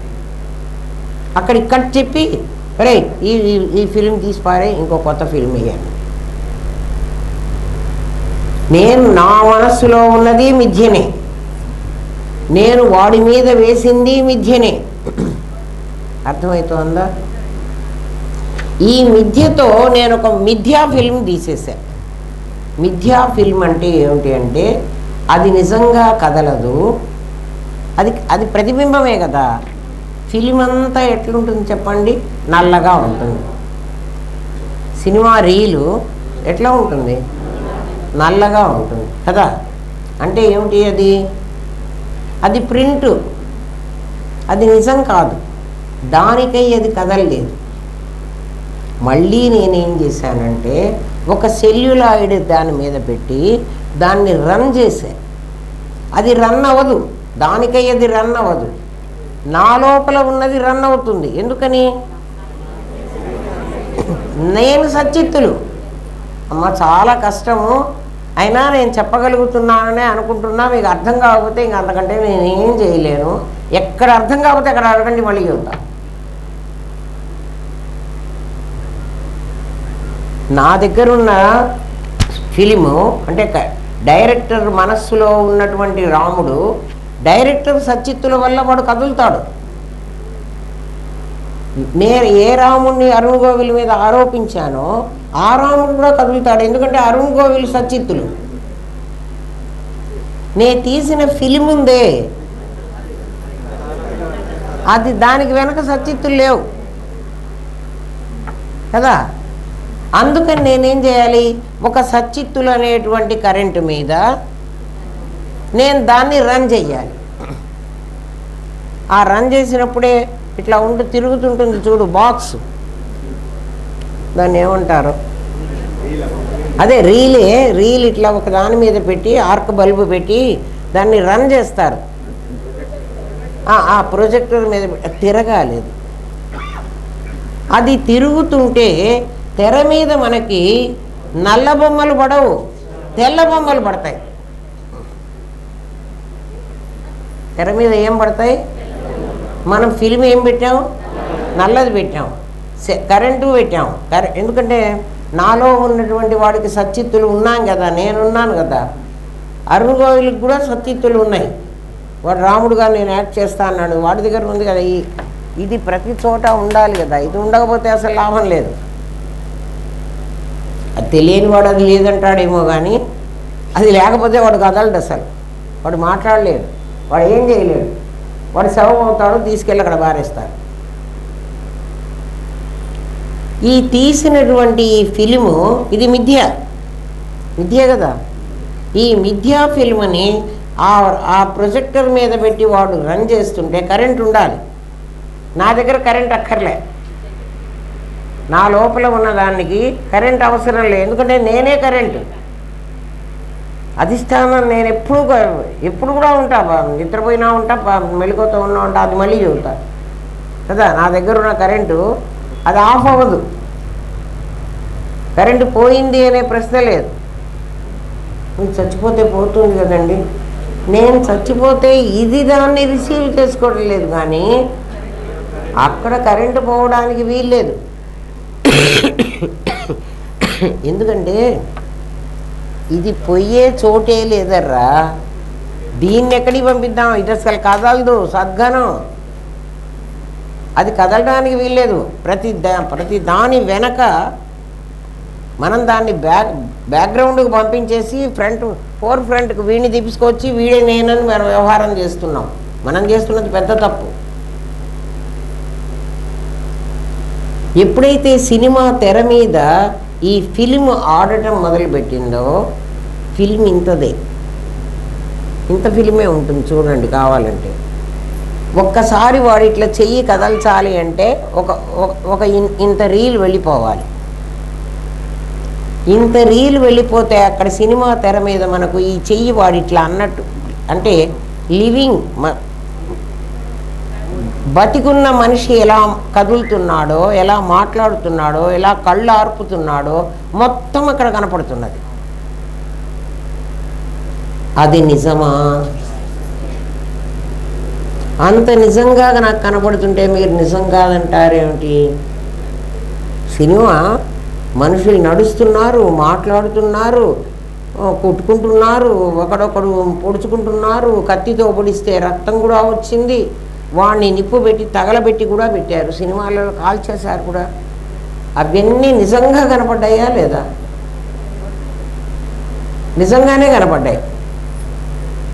ఆ సినిమా ఎవడైతే నటించాడో ఆ అరుణ్ గోవిల్ నా పక్కన కూర్చుని వాడు చూస్తున్నాడు, అది నేనే అంటాడు. అది వాడా? వాడు కాదు కదా. అది నిజమా? అది కనపడుతున్నా అది నిజంగా నడుస్తున్నదా? ఈ ఫిలిం నడిస్తే కదా అది నడుస్తున్నది, అవునా కాదా? ఇప్పుడు వాడు ఏం చేశాడంటే, కంసలవాడి దగ్గరికి రండి. మళ్ళీ ఇంతవరకు అర్థమైంది కదా, మళ్ళీ కంసలవాడి దగ్గరికి రండి. అక్కడ ఇంకా అర్థమవుతుంది. కంసలివాడు వాడి మనస్సులో ఉన్నటువంటి ఫిగర్ని పేపర్ మీద వేశాడు. పేపర్ మీద వేసి మీకు కన్ఫర్మ్ చేశాడు, ఇది మీకు చూపించాడు, ఇట్లాంటిదే నేను చేయబోతున్నానని మిమ్మల్ని పంపించేశాడు. ఇప్పుడు వాడికి ఉపాదానం కావాలి. వాడికి ఉపాదానం కావాలి. ఉపాదానం ఏమిటి? బంగారం కావాలి. ఈ నగ చేసినప్పుడు బంగారం అక్కర్లే. ఏ నగ చేసినప్పుడు? ఆమెకి బంగారం అక్కర్లేదు, ఆమె వాడి మనస్సులో వేసినప్పుడు కూడా ఆ వాడికి అక్కర్లేదు. ఇప్పుడు బంగారం కావాలి వాడు చెయ్యాలంటే. ఇప్పుడు బంగారాన్ని తీసుకుంటాడు వాడు, దాని పేరు ఉపాదానం. వాడు నిమిత్తం. వాడిప్పుడు నగ తయారు చేశాడు. ఆ బంగారంతో ఆ నగని తయారు చేశాడు. ఇది తయారు చేయాలంటే వీడికి 5 భూతాలు కావాలి. ఎందుకంటే బంగారాన్ని ఎట్లా సాగమంటే సాగదు. దాన్ని కరగబెట్టుకోవాలి, దాన్ని మూసలో పోసుకోవాలి, దాన్ని కడ్డీలాగా చెయ్యాలి, దాని కడ్డీని మళ్ళీ గొట్టంలో వేసి లాగాలి, తీగల్లాగానో లేకపోతే దిమ్మల్లాగానో పోసుకోవాలి, దానికి హోల్ చేయాలి, ఆ హోల్లో మళ్ళీ రాయి కూర్చోబెట్టాలి, ఆ రాయిని మళ్ళీ ఈ బంగారాన్ని ఆకురాయితో రాసి రాసి రాసి దాన్ని ఎత్తికి పెట్టాలి. పెద్ద పని చెయ్యాలి. వీడి చెయ్యడం, వీడి ఉపాదానం, వీడి నిమిత్తం 2 ఉన్నాయి అన్నానే. నిమిత్తమేమో కంసలివాడు, ఉపాదానం ఆ బంగారం. అవి 2 లేకపోతే వాడు రియల్గా నీకు నగ కనపడేట్టు చెయ్యలేడు. అంటే మిథ్యా జగత్తును యథార్థమైన జగత్తుగా నీకు చూపించలేడు. ఈ డైరెక్టర్ కూడా స్టోరీ రైటర్ చెప్పిన కథలో వాడు తయారు చేసుకున్నటువంటి ఆ ఫిలింకి అక్కర్లే, ఏ క్యారెక్టర్ అక్కర్లే. నిజంగా సినిమా తీయాలంటే అరుణ్ గోవిల్ కావాలి. అరుణ్ గోవిల్ మీద రాముడిని వెయ్యాలి. రాముడేమో తయారు చేసుకున్నటువంటి మిథ్యా ప్రపంచం, అరుణ్ గోవిలేమో యథార్థమైన ప్రపంచం. అంటే అదేమిటి? అది బంగారము, ఇది నగ. అరుణ్ గోవిల్నే కదా వాడు రాముడు చేయాలి, అరుణ్ గోవిల్నే కదా రాముడు చేయాల్సింది. అంటే బంగారాన్నే కదా నగ చేయాల్సింది. అక్కడ ఉపాదానము నిమిత్తము 2 ఉండాలి. ఉపాదానం ఎవరు? అరుణ్ గోవిల్. ఇక్కడ ఉపాదానం ఎవరు? బంగారం. నిమిత్తం ఎవరు? రాముడు. అక్కడ రాముడు, ఇక్కడ కంసాలి. రాముడు కదా అక్కడ వేయాల్సింది. స్కిల్ కదా. కంసాలి వాడి నేర్పరితనంతో కదా చేస్తాడు. డైరెక్టర్ వాడి నేర్పరితనంతో కదా వాడిని రాముడుగా చేశాడు. వాడి నేర్పరితనం అంటే వాడు ఇంకా ఒకటి నేర్పరితనం కాదులే, వాడు ఇంకా బట్టలు వేసేవాడిని, డ్రెస్ మేకర్ని, ఎవరినో అందరు ఎంతని పెట్టుకుంటాడు. వాడిని ఎత్తి చూసేవాడిని, గుప్పు కట్టేవాడిని, పంచ కట్టేవాడిని, వాళ్ళందరూ కలిసి ఏం చేశారు? రాముణ్ణి చేశారు. ఎవరిని? అరుణ్ గోవిల్. ఇప్పుడు అరుణ్ గోవిలు రాముడు వేరే వేరేనా? ఒకటే. బంగారము నగ వేరే వేరేనా? ఒకటే. దీంతో తయారైన ఆ కనపడుతున్నటువంటి సినిమా మాత్రం నిజంగా కనపడుతోంది, కానీ అది అబద్ధం. అబద్ధం అంటే ఆ ఫిల్మ్ నుంచి వచ్చింది. ఫిల్మే మిథ్య. ఫిల్మ్ నుంచి వచ్చిన సినిమా కూడా మిథ్య. కానీ నాకెట్లా కనపడుతోంది? అది యథార్థంగా కనపడుతోంది. ఈ ప్రపంచమంతా మనకు కనపడుతున్నది అలాంటిది. ఎట్లండి? సినిమా లాంటిది. సినిమా తెర మీద కనపడుతున్నది నిజమే అంటున్నాం, వాడు తలకాయ తిప్పుతుంటే. ఇవన్నీ ఎట్లా తిప్పుతున్నాడంటే, ముందుగా నా కథలో ఏం రాశానో, ముందుగా నా నగ తయారు చేయటానికి నేను ఎట్లా ప్లాన్ వేసుకున్నానో అట్లా ఒక్కొక్కడు ప్లాన్ వేసుకొని వచ్చాడు ఈ ప్రపంచంలో. ఆ ప్లాన్ ప్రకారం మిథ్యా జగత్తు ఇంకో మిథ్య పడి అక్కడ వాడేమో 5 భూతాల మీద పడ్డాడు, ఇక్కడ కూడా పంచభూతాత్మకమైంది. తయారైన వస్తువు చూస్తున్న సినిమా ఎలాంటిదంటే, ఈ తయారైన వస్తువు ఎలాంటిది అంటే, ఇప్పుడు తయారైంది ఈ నాది, నీ నాది పంచభూతాత్మకమైంది, నీ నగ పంచభూతాత్మకమైంది. నీ నగకు వెనక ఉన్న బంగారం పంచభూతాత్మకం కాదు. రాముడికి వెనక ఉన్న అరుణ్ గోవిలు పంచభూతాత్మకంగా వాడు అధిష్టానం. అంటే అరుణ్ గోవిల్ కూడా మనిషి కాబట్టి వాడి నేను వాడి నాది, అట్లా తేడా మీరు తెలుసుకోండి. ఇప్పుడు ఈ లెవెల్ అర్థమైందా? ఈ ప్రపంచం కనబడుతున్నా కూడా దీన్ని మిథ్య ఎందుకు అనాలో తెలిసిందా? ఇది ఎందుకు నిజం కాదో తెలిసిందా? ఇది కనబడుతుంటే మీరు అబద్ధం అంటారు ఏమిటండి, ఇది నిజమే కదా అంటారు. కనబడుతున్న సినిమా ఎంత నిజమో కనబడుతున్నది. మనం ఎట్లా తల తిప్పుతున్నామో, చెయ్యి తిప్పుతున్నామో, మాట్లాడుతున్నామో, అట్లా సినిమాలో బొమ్మలన్నీ మాట్లాడుతున్నాయి. అవి మనుషుల్లాగే ఉన్నాయి, అవి మనుషులు కావు. ఎక్కడి నుంచి వచ్చిందండి? ఒక మిథ్యా జగత్తును ఆధారం చేసుకుని అది నడుస్తోంది. ఒక మిథ్యా జగత్తుని సూక్ష్మ శరీర, దాన్నే మనం కర్మ అంటున్నాం. ఆ కర్మ బుద్ధి కర్మానుసారిణి. నీ బుద్ధి ఏం చేస్తుందంటే, ఎందుకురా ఈ పని చేశావు అని అడిగితే, నా బుద్ధి కర్మానుసారిణి. ఎవరి బుద్ధి ఎవరి కర్మ ఎట్లా అనుసరించాడు? రాముడు క్యారెక్టర్ వేశాడు కదా, అరుణ్ గోవిల్ రాముడు క్యారెక్టర్ వేశాడు. ఈ రాముడుగా ఇట్లా ఎందుకు చేశావురా అని అడిగితే వాడు ఏమంటాడంటే, ఆ డైరెక్టర్ నాకు ఇట్లాగే చేయమని స్క్రిప్ట్ ఇచ్చాడు, నేను చేసిన దాంట్లో తప్పో రైటో ఉంటే వాడిని అడగండి, నన్ను అడగవాకండి అంటాడు. ఎవరు? రాముడు. అరుణ్ గోవిల్ అంటాడు ఆ మాట. ఎందుకురా ఇట్లా చేశావు, రాముడు ఇట్లా ఉండడు కదా అంటే, రాముడు ఇట్లా ఉండడు కదా అంటే, నువ్వు ఈ మనస్సులో నీ స్ఫురణలో ఉన్న రాముడు అట్లా ఉండడు, డైరెక్టర్ స్ఫురణలో ఉన్న రాముడు ఇట్లే ఉన్నాడు. అందుకని ఆ కర్మ ప్రకారం జరుగుతోంది ఇక్కడ. నీకు డైరెక్టర్ ఎవడో, అది కూడా నువ్వే, అన్నీ నువ్వే అవ్వాలి. ఇప్పుడు ఈ ప్రపంచం కనబడుతున్నా ఇది లేదు అని అనుకోమంటున్నాడంటే, ఈ మిథ్య ఎట్లా మిథ్య అయిందో అర్థమైందా? అర్థం కాలే.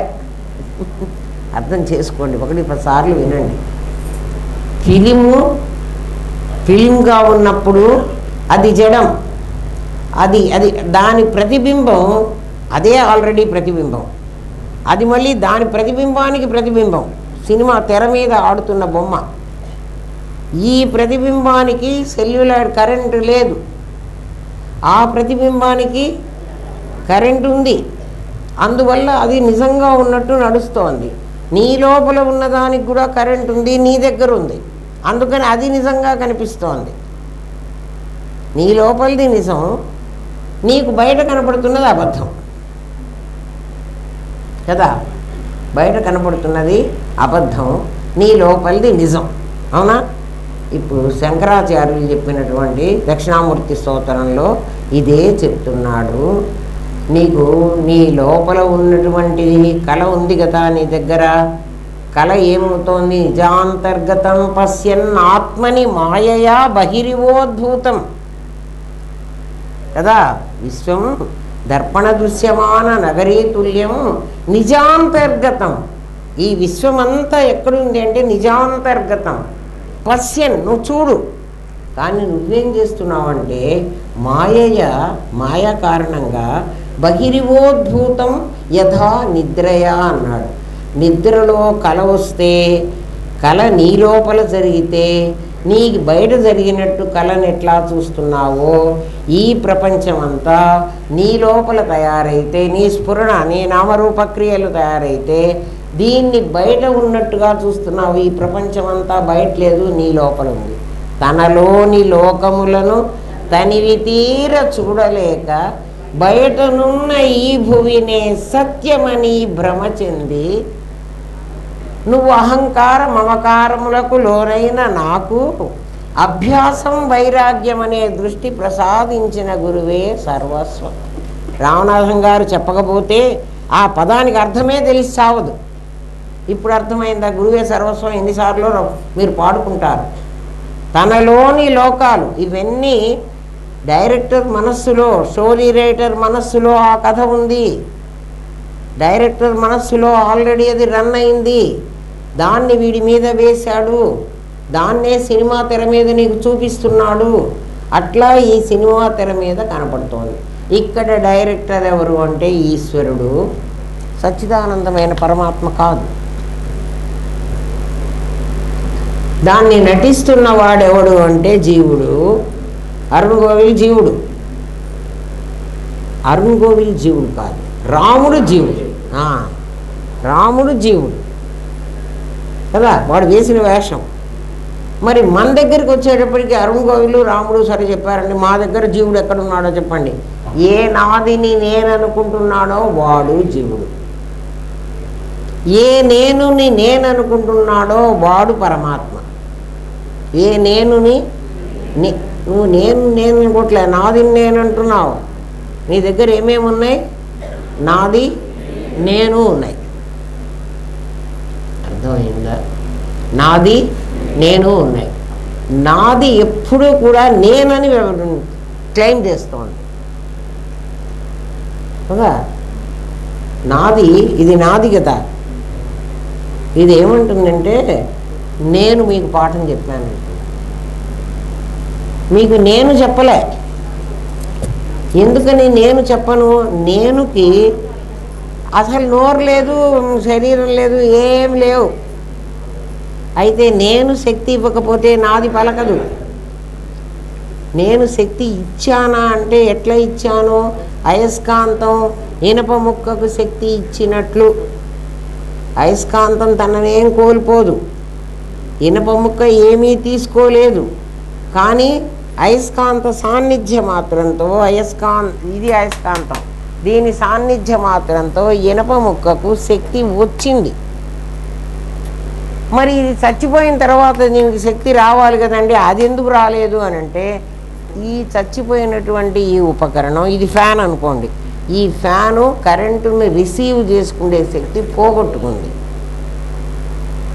అది దాన్ని వ్యాధి, దాన్ని ఏమనాలి? వ్యాధి. వ్యాధి వచ్చింది దీనికి. ఇది కాస్త వ్యాధిని రెక్టిఫై చేయటానికి వచ్చినటువంటి వాడే వైద్యుడు. వైద్యుడు ఏం చేస్తాడు? డాక్టరు ఏం చేయాలి?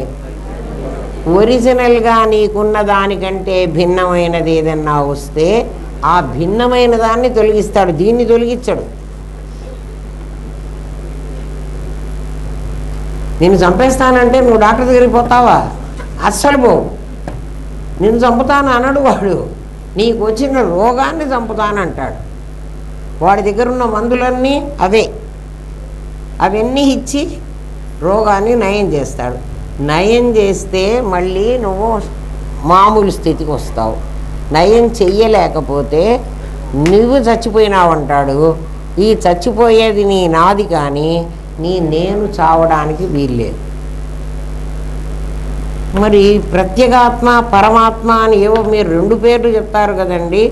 మరి ఆ రెండేమిటి? రెండెందుకు ఉన్నాయి? పరమాత్మ ఒకడే ఉండాలి కదా. ప్రత్యేగాత్మ ఏంటి, మళ్ళీ పరమాత్మ ఏంటి? ఇదంతా పరమాత్మ ఇంత మేర దీన్ని తీసుకుంటున్నాడే, అది మాత్రం ప్రత్యక్. పరా ప్రత్యక్షితి రూప. అమ్మవారు ఎవరు అంటే పరాక్. ప్రత్యక్ అంటే ప్రత్యక్ ఆమె. ప్రత్యక్ ఇంకోటి అనుకుంటావేమో. పరాకు ప్రత్యక్షితి రూప. చితి చైతన్య రూపమైనటువంటిది ఒకతే, ఇద్దరు లేరు. ఆ ఒకటి అమ్మవారు, ఒకడు అయ్యగారు. వాళ్ళిద్దరూ విడదీయటానికి లేదు. అంటే ఒకళ్ళు సత్తు, ఒకళ్ళు చిత్తు. సత్తు పరమాత్మ, చిత్తు పరమాత్మ, సత్తు అమ్మవారు కదా. సత్తు ఉనికి ఉన్నది అనేది, చిత్తు కనిపిస్తోంది అనేది. చిత్తుకు కనిపించే శక్తి ఉంది. చిత్తుకు తనున్నానని తెలుసు, ఈ ప్రపంచం ఉన్నదని తెలుసు. సత్తుకు అది తెలియదు. సత్తుకి ఏం తెలుసు? ఉండడమే తెలుసు.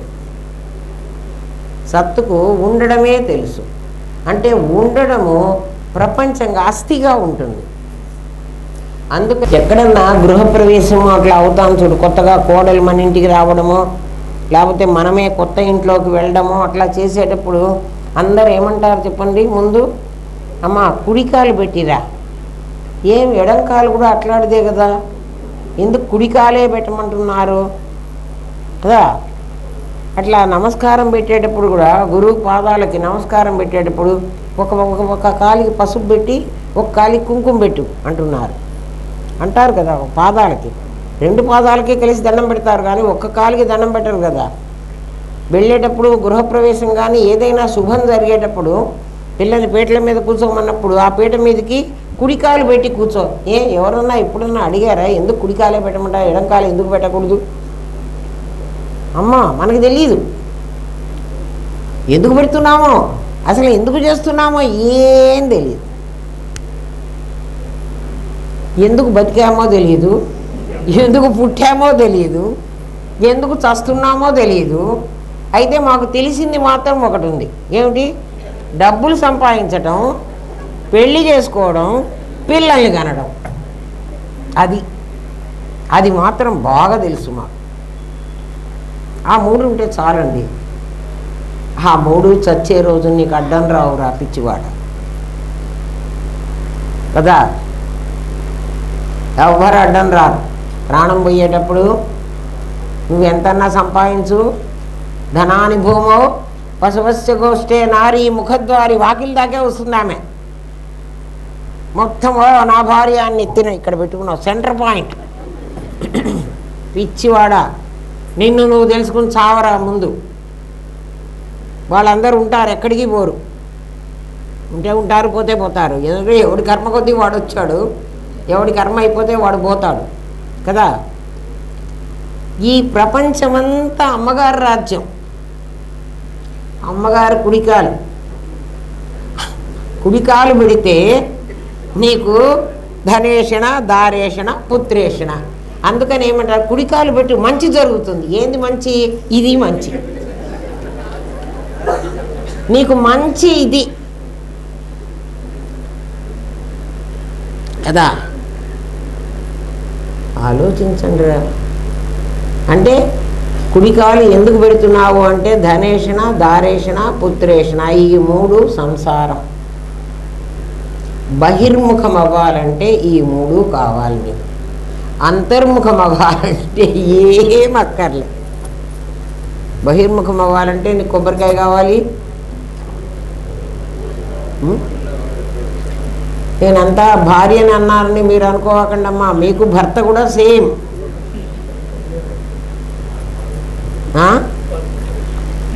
జీవుడు ఇండివిజువలే, ఎవడి జీవుడు వాడికే. అయితే ఎందుకండి మాకు అందరికీ ఆడ మగాన్ని రెండు సృష్టించారు, ఎందుకు మాకు ఇట్లాంటి పెళ్ళిళ్ళు చేస్తున్నారు మాకంటే, ప్రజాపతి ఏం చేశాడంటే ఈ సృష్టిని పెంచడం కోసమని ప్రజాపతులను సృష్టించాడు కదా. ఆ ప్రజాపతులు, దక్ష ప్రజాపతి ఆయనకి 27 మంది అమ్మాయిలు ఒక్కడికే ఇచ్చి పెళ్లి చేశాడు 27 మందిని. ఎందుకు చేశాడండి? ఈ సంసారం ఏమిటి, ఇది ఎందుకు తయారు చేశారు అంటే, సృష్టి విస్తరించాలంటే ఒక స్త్రీ పురుషులు కావాలి.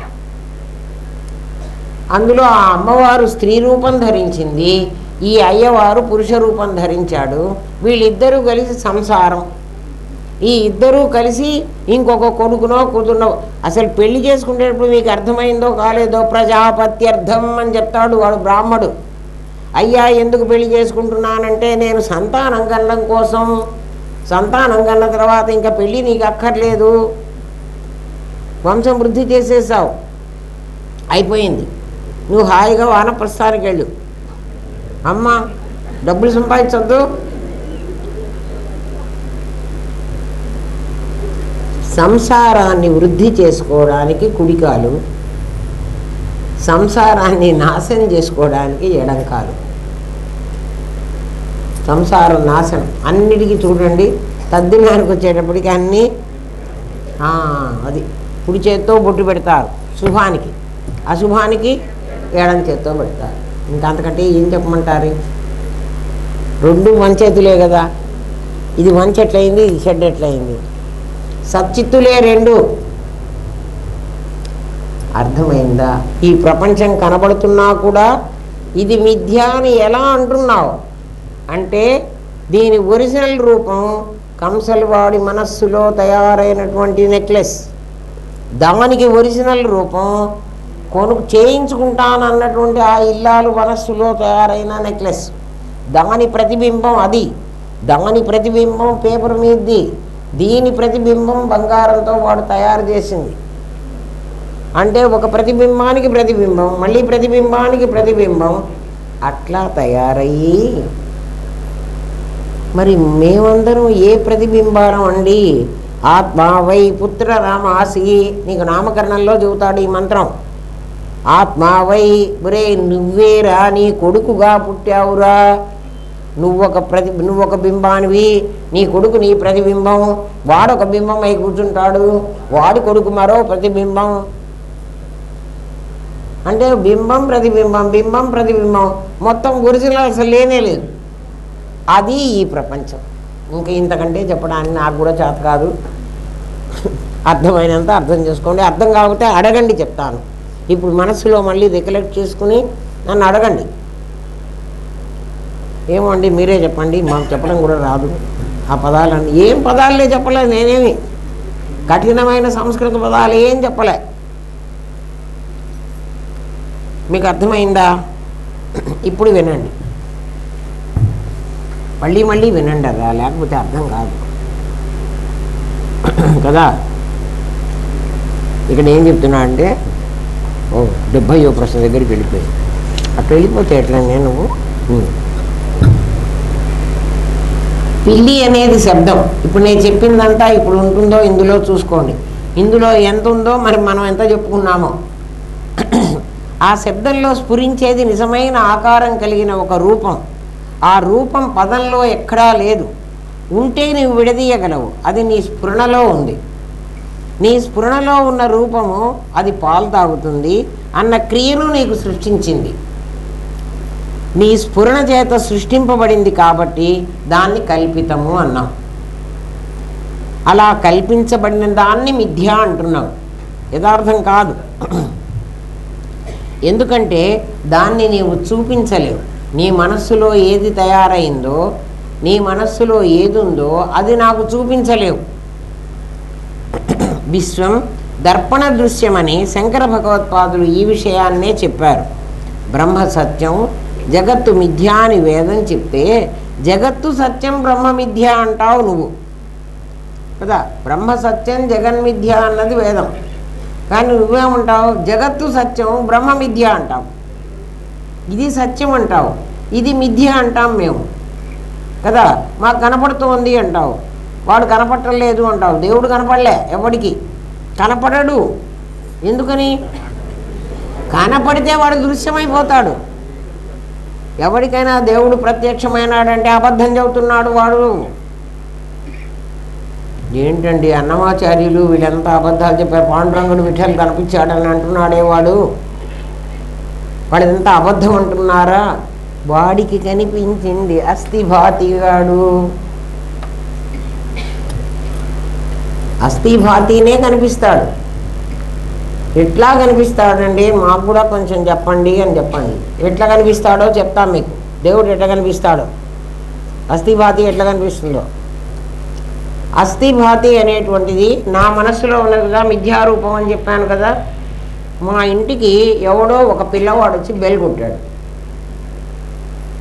నేను తలుపు తీశాను. నా మనస్సులో వెంకటేష్ ఇప్పుడు వస్తాడు అని నేను అనుకుంటున్నా. ఇప్పుడు వెంకటేష్ మా ఇంటికి రావాలి. ఇప్పుడు తలుపు కొడితే ఎవడొస్తాడు? వెంకటేషే వస్తాడు. అంటే నా మనసులో ఎవరున్నారు? వెంకటేష్ ఉన్నాడు. వెంకటేష్ ఉన్నాడంటే వెంకటేష్ పేరు కాదు, వెంకటేష్ రూపం ఉండాలి కదా. నేను ఎక్స్పెక్ట్ చేస్తున్నానంటే ఏంటి? నా మనస్సులో వాడు వస్తాడు అని నేను చూస్తున్నా. కానీ ఎవడో బెల్కొట్టాడు, ఎవడో వచ్చాడు. నేను గబుక్కుని తలుపు తీసి ఏరా వెంకటేష్ అన్నా. వాడు వెంకటేష్ కాదు. వాడెవడు? ఎవడో. మరి వాడిని ఎందుకు వెంకటేష్ అన్నాను నేను? నా మనస్సులో ఉన్న వాడిని వాడి మీద వేసే. అట్లా నీ మనస్సులో ఏమేమైతే ఉంటున్నదో దాన్నే ఈ ప్రపంచం మీద వేస్తున్నావు. అట్లా వేసే వీళ్ళందరూ సత్యమని మాట్లాడుతున్నావు. నేను ఎందుకు వేసాను అంటే నువ్వు వేసావు కదా. వాడు నీకు ఆ క్షణంలో, ఒక క్షణమైనా కావచ్చు, వెంకటేష్ లాగే కనిపించాడు. వాడు వెంకటేష్ అయినాడా? కాలే. మరి నాకు ఎందుకు కనిపించాడు? అది బ్రహ్మ సత్యం, జగన్ మిథ్య, జీవో బ్రహ్మైవ నాపరహ అని శాస్త్రం చెప్తున్నది. బ్రహ్మ సత్యం, పరమాత్మ సత్యం, జగత్తు మిథ్య. అంటే ఇప్పుడు ఏమిటి? ఆ వచ్చిన పిల్లవాడు సత్యం. నేను వాడిని వెంకటేశ్వరి వాడి మీద వేశానే, వాడు మిథ్య. ఇక్కడ సచ్చిత్తుగా సత్యం, అస్థిభాతిగా సత్యం. కానీ నేను వేశానే నామరూపాలు, వీడు భరత్ అని, వాడు ఆదిత్య అని, వాడు ధీరజ్ అని, అది మిథ్య. నువ్వు మిథ్యా జగత్తుతోనే వ్యవహారం చేస్తున్నావు. ఎరా భరత్ వచ్చావా అంటావు కదా. బ్రహ్మ సత్యం, జగన్ మిథ్య అని అంటే ఎందుకు మిథ్య అనుకున్నాను అంటే ఇప్పుడు ఎందుకు అనుకున్నావు? నువ్వు ఎక్స్పెక్ట్ చేస్తున్నావు. ఇంకా మీకు ఇంకొక మంచి ఎగ్జాంపుల్ చెప్పనా? ఒక అబ్బాయికి పెళ్లి చేయాలనుకున్నాం, అమ్మాయికో అబ్బాయికో మన ఇంట్లో పిల్లలకి పెళ్ళిళ్ళు చేద్దాం అనుకున్నాం. చాలా సంబంధాలు చూస్తాం. చాలా సంబంధాలు వాడికి నచ్చవు, మనకి నచ్చవు కొన్ని. ఎందుకు? ఆ అమ్మాయి బాగులేదా? అన్నీ బాగున్నాయి. అయితే మనం ఏమంటామంటే వాళ్ళకి డబ్బులు లేవండి, వాళ్ళ కట్నం ఇవ్వలేరండి, వాళ్ళు బీద వాళ్ళండి, అందుకని నచ్చలేదు. అట్లా కాదు నేను అంటాం. అవి ఆ రీజన్స్ కాకుండా ఒకే సంబంధం చూసి ఒకే సంబంధం పెళ్లి చేసుకోరు కదరా. కొన్ని సంబంధాలు చూస్తాం కదా మనం. ఎందుకు చూస్తున్నాము? ఒక అమ్మాయిని చూసినప్పుడు ఈ అమ్మాయినే పెళ్లి చేసుకోవాలని ఎందుకు అనుకుంటున్నావు అంటే నువ్వు ముందు నిర్ణయించుకున్నటువంటిది నీ ఎక్స్పెక్టేషన్స్ ఆ అమ్మాయి మీట్ కాలే. అంటే నువ్వు ఒక మిథ్యారూపాన్ని వేసుకున్నావు, అక్కడ సత్యం మీద పడేద్దాం అనుకున్నావు, దాని మీద పడలే, సూట్ కాలే కదా. ఏ గ్లాసులో పట్టే గ్లాసే బిగుస్తుంది కానీ పట్టని గ్లాసు బిగవదు. నువ్వు ఎక్స్పెక్ట్ చేసినటువంటి అమ్మాయో అబ్బాయో అది కాకపోతే, నువ్వు ఎక్స్పెక్ట్ చేసిన అమ్మాయి అనుకో, ప్రేమ అక్కర్లే, చూడంగానే ఈ సంబంధం నాకు సరిపోతుంది పోమంటాడు. ఒరే ఎందుకురా అంత అందమైన అమ్మాయిని వద్దన్నావు, ఈ అమ్మాయిని చేసుకుంటా అంటున్నావు? వాడికి రీజన్ చెప్పలేడు. ఏమిటి అక్కడ రీజన్? వాడు ఏది అనుకుంటున్నాడో అది దాని మీద వేశాడు. అది అందుకే తాను తాను తాను మెచ్చింది రంభ, తాను మునిగింది గంగ. వాడెక్కడ మునిగితే అదే గంగాజలం, వాడు ఎవరిని నచ్చితే అది రంభ. అది ఎట్లన్నా ఉండని. ఎందుకని అంటే సత్యం నీకు తెలియకపోబట్టి మిథ్యా జగత్తులో నువ్వు ఆడుకుంటున్నావు. మిథ్యా జగత్తులోనే నీకు ధనేషణ, దారేషణ, పుత్రేషణ ఉంది. ఈ మూడు మ్యాచ్ చేసుకుంటున్నావు ఇక్కడ కదా. అవునా? అంతేనా చేసుకుంది? అప్పుడే కదా పెళ్లి సంబంధాలు కుదురుతున్నాయి. వియ్యానికి కయ్యానికి సరిపోవాలి. వియ్యానికి కయ్యానికి ఏం సరిపోవాలి? ధనం సరిపోవాలి, స్టేటస్ సరిపోవాలి, అంతే కదా. ఇవి ధనేషణ, పుత్రేషణ, అవి సరిపోవాలి. ఆత్మగా చూస్తే, సచ్చిత్తులుగా చూస్తే, అస్థిభాతిగా చూస్తే ప్రతి ఒక్కడు సేమ్. అక్కడ కులం లేదు, అక్కడ ధనం లేదు. అసలు విడివిడిగా ఉంటే కదా, ఒకటే కదా ఉండేది. ఈ మొత్తం ఇదే సద్గన చిద్గన ఆనందగనం అని నీకు తెలిస్తే, ఇందులో ఉన్నటువంటి కుండలన్నీ ఈ అస్థి భాతీలని తెలిస్తే, అందులో ఉన్న జలం మళ్ళీ గోదావరి జలమే అని తెలిసి, ఇది గోదావరి నది, ఇది గోదావరి జలం, ఇది కుండలో గోదావరి జలం, ఇది బయట గోదావరి జలం, అంతే. అసలు సముద్రంలోకి వెళ్ళిపోతే అదే జలం, అదే జలం. నాకు ఒకరోజు నేను డౌట్స్లో బాలాజీకి చెప్పాను. నాకు ఎల్ఎన్ రాజు గారు చెప్పింది అది.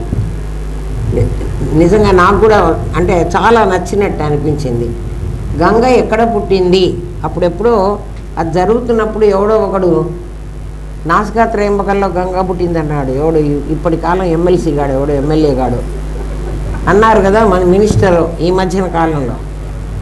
గంగ ఎక్కడ పుట్టింది అంటే గంగ కాదులే, వాడు గోదావరి కాదు గంగే, గంగ నాసికలో పుట్టిందనో ఏదో చెప్పాడు.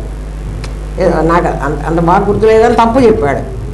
ఎక్కడ పుట్టింది అంటే మామూలుగా గంగ ఎక్కడ పుట్టింది అంటే మానస సరోవర్లో పుట్టింది అంటాం మనం కదా. గంగ ఎక్కడ పుట్టింది అంటే కరెక్ట్ ఆన్సర్ సముద్రంలో పుట్టింది. సముద్రంలో పుట్టింది, సముద్రంలో కలిసింది. ఎల్ఎన్ రాజు గారు అన్నారు ఈ మాట, నాకు చాలా బాగా అనిపించింది కదా. సముద్రంలో నుంచి సముద్ర జలం ఆవిరై ఆకాశంలోకి వెళ్ళి అవి మేఘరూపంగా ధరించి అది పర్వతాల మీద వర్షించింది. ఆ వర్షించినప్పుడు ఆ చోటు మానస సరోవరం. గంగా, సింధు, బ్రహ్మపుత్ర అన్నీ అక్కడే పుట్టినాయిట. అది ఒక రకంగా ప్రవహించి కలకత్తా దగ్గర ఇక్కడ కలిసింది, ఇంకోటి బ్రహ్మపుత్ర ఇటు కలిసింది, సింధు ఇటు కలిసింది అని మాకు చిన్నప్పుడు ఇండియా మ్యాప్ చూసి నదులు చూసి చెప్పేవాడు. దానికి గంగా అని పేరు వచ్చింది. కొండల మీద నుంచి ప్రవహించిన తర్వాత అది ఇంకా వేరే ఉపనదులన్నీ కలిసిన తర్వాత మందాకిని, భాగీరథి ఎన్నో అన్నీ కలుస్తాయి. దేవప్రయాగ అక్కడన్నీ మనం పోయే దారిలో కావలసిన ఉన్నాయి. అవన్నీ కలిసిన చోట్లు, అవన్నీ కలిసి పెద్ద గంగా నది అయిపోయింది. కాశీ దగ్గరికి కూడా పోయేటప్పటికి వరుణ, అసి అనే రెండు నదులు కలిసి వారణాసి అదే గంగ అక్కడ పుట్టింది. అదంతా గంగానది పరివాహక ప్రదేశం, అంటే గంగానది ప్రవహిస్తున్నటువంటి ప్రదేశం, అది గంగ కదా. అది సముద్రంలో బంగాళాఖాతంలో కలిసిపోతుంది. అంతవరకే దాని పేరు గంగ.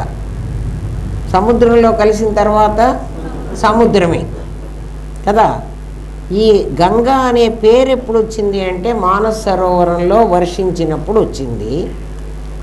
ఎప్పుడు సముద్రంలో కలిసిన తర్వాత గంగ పేరు పోయింది, నామరూపాలు పోయినాయి. అట్లా ఈ పేర్లన్నీ ఎప్పుడు వచ్చినాయి అంటే ఇది పుట్టినప్పుడు, కుండ పుట్టినప్పుడు కుండకు పేరు పెట్టారు, చట్టి పుట్టినప్పుడు చట్టికి పేరు, బాణ పుట్టినప్పుడు బాణకు పేరు, కూజా పుట్టినప్పుడు కూజాకు పేరు, మట్టి పుట్టినప్పుడు పేరే లేదు. ఇదిగో ఇది మొత్తం మట్టి అనుకోండి. ఇది కుండ, కూజ, బాణ, చట్టి, మూకుడు, ఏమన్నా పేర్లు పెట్టుకోండి. ఆ పేర్లు మళ్ళీ ఎందులో పోతాయి? ఆ పేరు ఉన్నప్పుడు కూడా ఎందులో ఉన్నాయి? మట్టిగానే ఉంది కదా. ఆ మట్టే కుండగా కనిపిస్తోంది, ఆ బంగారమే నగగా కనిపిస్తోంది, ఆ చెక్కే తలుపుగా కనిపిస్తోంది. ఆ చెక్కే టేబుల్గా కనిపిస్తోంది, తలుపుగా కనిపిస్తోంది, కుర్చీగా కనిపిస్తోంది. అట్లా ఆ సచ్చిత్తులే అస్థిభాతిగా కనపడుతున్నాయి. మరి నామరూపాలు ఏంటండి? అస్థిభాతిగా కనపడుతున్నాయంటే సరే, మరి నామరూపాలు ఏమిటండి? నామరూపాలు మిథ్య కాబట్టి బ్రహ్మ సత్యం, జగత్తు మిథ్య. జగత్తును నువ్వేమంటున్నావు? జాయతే గచ్చతే ఇది జగత్. ఎవరు పుట్టారన్నావో, ఎవరు చచ్చారంటున్నావో అది జగత్తు. పుట్టారు చచ్చారు అని ఎవరికి చెప్తామమ్మా మనం? నామరూపాలకే చెబుతాం. ఎందుకంటే రామయ్యకు కొడుకు పుట్టాడు, వాడికి పేరు పెడతారు తర్వాత కదా. ఆ పేరు పెట్టినవాడు వెంకయ్య వాడి పేరు. ఎవడి పేరు? రామయ్య కొడుకు పేరు. వెంకయ్య చచ్చిపోయినాడు. చచ్చిపోయిన వాడు ఎవడు? వెంకయ్య. అంతేగాని పరమాత్మ పుట్టలేదు, పరమాత్మ చావలేదు. చచ్చిపోయిన వాడు ఎవడంటే, అయ్యో ఆ వెంకయ్య చచ్చిపోయినట్టండి, మేము చూడటానికి పోతున్నాం అంటారా అనరా? అంటే ఎవరు చచ్చారు? నామరూపాలు చచ్చినాయి, ఎవరు చావలేదు. అసలైన వాడు ఎవడు చావలే. అంటే నామరూపాలు ఎవడికి పెట్టాము? నాదిగాడికి పెట్టాము. అసలు వాడెవడు? నేనుగాడు చావలే. ఏమోనండి మీరు చెప్తున్నారు కానీ చచ్చిపోయిన వాళ్ళందరూ ఎంత ఏడుస్తున్నారు. మా గురువుగారు పంపించేవాళ్ళు మమ్మల్ని, వెళ్ళి రెండర్రా ఆ వీధిలో వాడెవడో చచ్చిపోయినాడు. ఎవడో చచ్చిపోతే మాకేమో తెలిసి చావదు, గురువుగారు ఎందుకు పొమ్మంటున్నారో తెలియదు. వాడెవడో చచ్చిపోతే మీరు ఎందుకు పోవాలి కదా. వాడు మాకు అసలు మనిషి తెలియదు, మన బంధువులు కాదు కదా. పైగా పోవడం ఒకటే కాదు, అక్కడ వాళ్ళు ఎలా ఏడుస్తున్నారో కూడా విని రావాలి మీరు. అరే ఎవడైనా చచ్చిపోయి పెళ్ళికి పోయిరమ్మంటే ఏదో సరదాగా అందరూ పోతే చూడదు. చచ్చిపోయిన వాళ్ళ దగ్గరికి మమ్మల్ని పోమంటాం ఏమిటి? ఆ చచ్చిపోయిన వాళ్ళని ఎట్లా ఏడుస్తున్నారో కూడా మళ్ళీ గురువుగారి దగ్గరికి వచ్చి చెప్పాలి. ఎందుకు చెప్పమంటారంటే ఆయన వాళ్ళందరూ చచ్చారు, వాళ్ళు ఏడుస్తుంటే ఈయన శాడిస్ట్ కాదు. వాళ్ళందరూ కూడా అమ్మ ఏం మిగల్చకుండా పోయినాడు, ఉన్నన్నాళ్ళు ఏ మాట వినలేదు, ఆ పిల్లకు పెళ్లి చేయలేదు, ఈ పిల్లవాడికి చదువు చెప్పించలేదు, ఒక్క కొంప కూడా కట్టలేదు, ఇది వాళ్ళు ఏడిచేది. మీరు కూడా ఎవరన్నా చచ్చిపోయిన వాళ్ళ ఇంటికి వెళ్ళి వినండి, ఇది తప్ప ఇంకోటి ఆడవరు అసలు. ఒకవేళ ఇంకేమన్నా ఏడ్చారంటే ఎట్లా ఏడుస్తారంటే, నాకేం మిగల్చకుండా పోయినాడు, దీనికి కావాలి, సంపాదించిన నాళ్ళు అంతా వాడేదో ఖర్చు పెట్టేసుకున్నాడు, నేనున్నాను కదా, నేను తినాలి కదా. ఒక ఆమె ఎట్లా ఇచ్చింది చెప్పనా, ఉన్నన్నాళ్ళు ఇంత బంగారమైనా కొనరా అంటే కొని చావలేదు వీడు. ఇప్పుడు వాడు చచ్చిపోయినా ఆ బంగారం నాకు ఉపయోగపడేది కదా. నేను అబద్ధం చెప్పట్లేదమ్మా. మా గురువుగారు మమ్మల్ని ప్రత్యేకంగా పంపించేవాళ్ళు. నేను ఇంత కర్నూలు నుంచి పాఠం విందామని హైదరాబాద్ పోతే నా చిన్న పిల్లల్ని వదిలిపెట్టుకుని, చిన్న పిల్లలంటే ఒకడికి 5 ఏళ్ళు, ఒకడికి 3 ఏళ్ళు, ఒకడికి 1 ఏడాది, అంతప్పటి నుంచి పోతున్నాను నేను. మహా అయితే ఎంత పెరుగుంటుంది? 4 ఏళ్ళు వెళ్ళా. 5 ఏళ్ళవాడు 9 ఏళ్ళవాడు అయినాడు. నాకు సమాధి వచ్చేటప్పటికి నా గురువుగారు పోయినారులే అప్పటికి. ఇంకా 70 ఏళ్ళలోనే గురువుగారు పోయారు. నేను 73లో మొదటిసారి వెళ్ళాను. 77 జనవరి 12వ తారీఖు నాకు సమాధి తెలిసింది. నేను ఆత్మని అని నాకు తెలిసింది. దాన్ని నిలబెట్టుకున్నా ఇన్ని సంవత్సరాలు. అంత చిన్నపిల్లల్ని వదిలిపెట్టిపోతే సికింద్రాబాద్ స్టేషన్ నుంచి ₹1.70 విద్యానగర్కి వెళ్ళటానికి ఆ రోజుల్లో ఆటో ఛార్జీ అంతే ఉండేది. ఇక్కడి నుంచి కర్నూలు నుంచి హైదరాబాద్కి 12 రూపాయల 60 పైసలు టికెట్, రైలు టికెట్.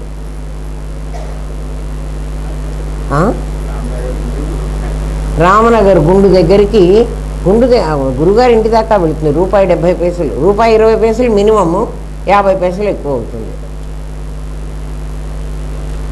అటువంటి అంత దూరం పోతే అమ్మ ఇవాళ్ళందరూ ఆ వీధిలో ఎవరో పోయారట, అక్కడికి వెళ్ళారు మన వాళ్ళందరూ, నువ్వు కూడా వెళ్ళిరా తల్లి అనేవాళ్ళు.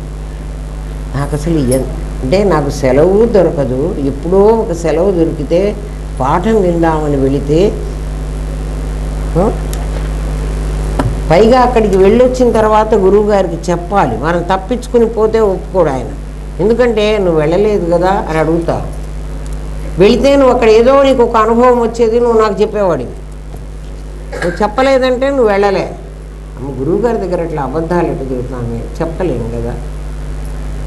అందుకని జగత్తు మిథ్య అని నీకు తెలియదురా, బ్రహ్మ సత్యం, జగన్మిథ్య అని చెప్తుంటే మామూలుగా ఎవడైనా కూడా జగత్తు ఎట్లా మిథ్య అవుతుంది, వీళ్ళంతా కనపడుతుంటే ఎట్లా అబద్ధం అవుతుంది, ఇప్పుడు ఎట్లా అబద్ధం అవుతుందో మీకు తెలిసింది. మీకు అర్థమైందో కాలేదో నాకు తెలియదు, కానీ ఎందుకంటే సినిమా ఎట్లా కనపడుతున్నా కూడా అది నిజం కాదో, సినిమాకు వెనక ఫిలిం లేకపోతే సినిమా ఎవడు ఎట్లా వెయ్యలేడో, ఈ ఫిలిం తయారవ్వాలంటే ఒక నిజమైన ఒక మనిషిని తీసుకొచ్చి వాడికి ఆరోపితంగా ఇంకొకరిని వేయకపోతే వాడు తయారు కాడు. అరుణ్ గోవిల్ రాముడుగా వేయకపోతే డైరెక్టర్ వచ్చి కూర్చుంటాడు ఆ సినిమా హాల్లో, వాడు తయారు చేస్తాడు. ఆ డైరెక్టర్ ఈశ్వరుడు, ఈశ్వరుడు సృష్టించాడు, పరమాత్మ సృష్టించలే. సృష్టి అంటే ఏమిటి? ఆ వీలునామా సృష్టించారండి అంటే లేనిది ఉన్నట్టుగా చూపిస్తాడు. ఇదిగో ఇది లేనిది ఉన్నట్టుగా చూపిస్తున్నాడు, అందుకని సృష్టి. ఇది మిథ్య. కానీ మనమందరం ఏమంటామంటే జగత్తు సత్యం, బ్రహ్మ మిథ్య. ఎందుకంటే ఏమో వాడెవడి కనపడలేదండి, మరి వాడు కనపడ్డాడు అంటున్నారు అన్నమాచార్యులు వాళ్ళంతా. దేవుడు ప్రత్యక్షమైనాడు. ఎట్లా ప్రత్యక్షమైనాడు? ఆ కొత్త మనిషిలో నాకు వెంకటేష్ ఎట్లా ప్రత్యక్షమైనాడో. వెంకటేష్ రాలే అక్కడికి, అది చెప్తున్నా కదా మీకు. ఒరే నిన్ను వాడే అనుకున్నాను రా అంటాను. ఎందుకు అనుకున్నావు? నీ కళ్ళు లేవు, కళ్ళు ఉన్నాయి కదా, మరి వాడే ఎట్లా అనుకున్నావు? పోనీ అబద్ధంగా అనుకుని మాట్లాడుతున్నావా? కాదు. అంటే నీ లోపల వాడే ఉన్నాడు. ఎవడు నీ లోపల ఉంటాడో వాడే నీకు ప్రత్యక్షం అవుతాడు. అందుకని నీ లోపల జగత్తే ఉంది కాబట్టి జగత్తే నువ్వు సత్యం అనుకుంటున్నావు. నీ లోపల బ్రహ్మం ఉంటే నీ లోపల, నా లోపల బ్రహ్మం ఎట్లుంటుందండి అంటే అహం బ్రహ్మాస్మి అని నీతో చెప్పించాడు రా, నీ లోపలే ఉంది. ఇదిగో ఇది లేకపోతే నువ్వు ఉండడానికి వీల్లేదు, ఇది నీకు తెలియదు, ఇది నాకు తెలుసు. అది అర్థమైందా? అందువల్ల గురువు అయిన వాడు వాడికి చెప్తాడు. వాడికి మంతవ్యో తర్కత, వాడికి లాజికల్గా చెప్పాలి, లాజిక్ చెప్పాలి, దృష్టాంతం చెప్పాలి. అవి రెండు చెప్తే తప్ప వాడికి స్ఫురణ రాదు. వాడికి స్ఫురణ రాకపోతే వాడికి మిగిలిన దృశ్యం రాదు, వాడికి మిథ్య వేసుకోవడం కూడా రాదు. స్ఫురణ వస్తేనే నీకు పిల్లి అనగానే పిల్లి తెలిస్తే, అర్థం తెలిస్తే కదరా పిల్లి రూపం వచ్చేది, లేకపోతే ఎట్లా వస్తుంది? అర్థమైందా? మరి మా అందరికీ మీరేమో మీ శాస్త్రమేమో బ్రహ్మసత్యం జగన్మిథ్య అన్నది, మా అందరికీ పరమాత్మ అబద్ధం, ప్రపంచం సత్యం. ఎందుకంటే ఇది కనపడుతున్నది, వాడు కనపడటం లేదు. ఎవ్వడు వాడిని చూసిన వాడు ఇప్పటి వరకు లేడు. ఈ కనపడుతున్నది ఎందుకు మీరు అబద్ధం అంటున్నారు? అసలు నిజంగా చెప్తాను మీకు, సత్యం చెప్తున్నా.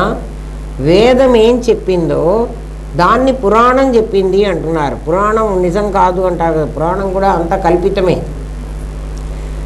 పరమాత్మ ఏం చెప్పాడు అంటే అది సత్యం, ఇది ధర్మం. సత్యం వద ధర్మం చెర అన్నారు కదా. సత్యం వద, సత్యాన్ని గురించి మాట్లాడు, ధర్మాన్ని ఆచరించి చూపెట్టు. పురాణంలో ఉన్నది ఆచరించాలి, పురాణాన్ని చెప్పకూడదు. వీళ్ళంతా ప్రవచనకర్తలంతా పురాణం చెప్తున్నారు. పురాణం చెప్పి మీకు ఇమాజినేషన్ పెంచుతున్నారు, అంతే కదా. పురాణంలో ఏమేమి ఉందో అవి చెప్పి అంటే మిమ్మల్ని ఇమాజిన్ చేసుకోమంటున్నారంటే అర్థం ఏమిటి? మీకంటే భిన్నంగా ఇంకొక రూపాన్ని చూపిస్తున్నారు. నేను పిల్లి అనగానే మీకు పిల్లి, వంటిల్లు, గిన్నె, పాలు ఎట్లా కనపడ్డాయో, వాళ్ళు పురాణం చెప్తూ ఉంటే వాళ్ళు మీకంటే భిన్నంగా కనపడుతున్నారా, మీ లోపల కనపడ్డారా? భిన్నంగా కనపడుతుంది. ఎప్పుడు నీ లోపల కనపడ్డవాడు సత్యం, నీ బయట కనపడ్డవాడు అబద్ధం.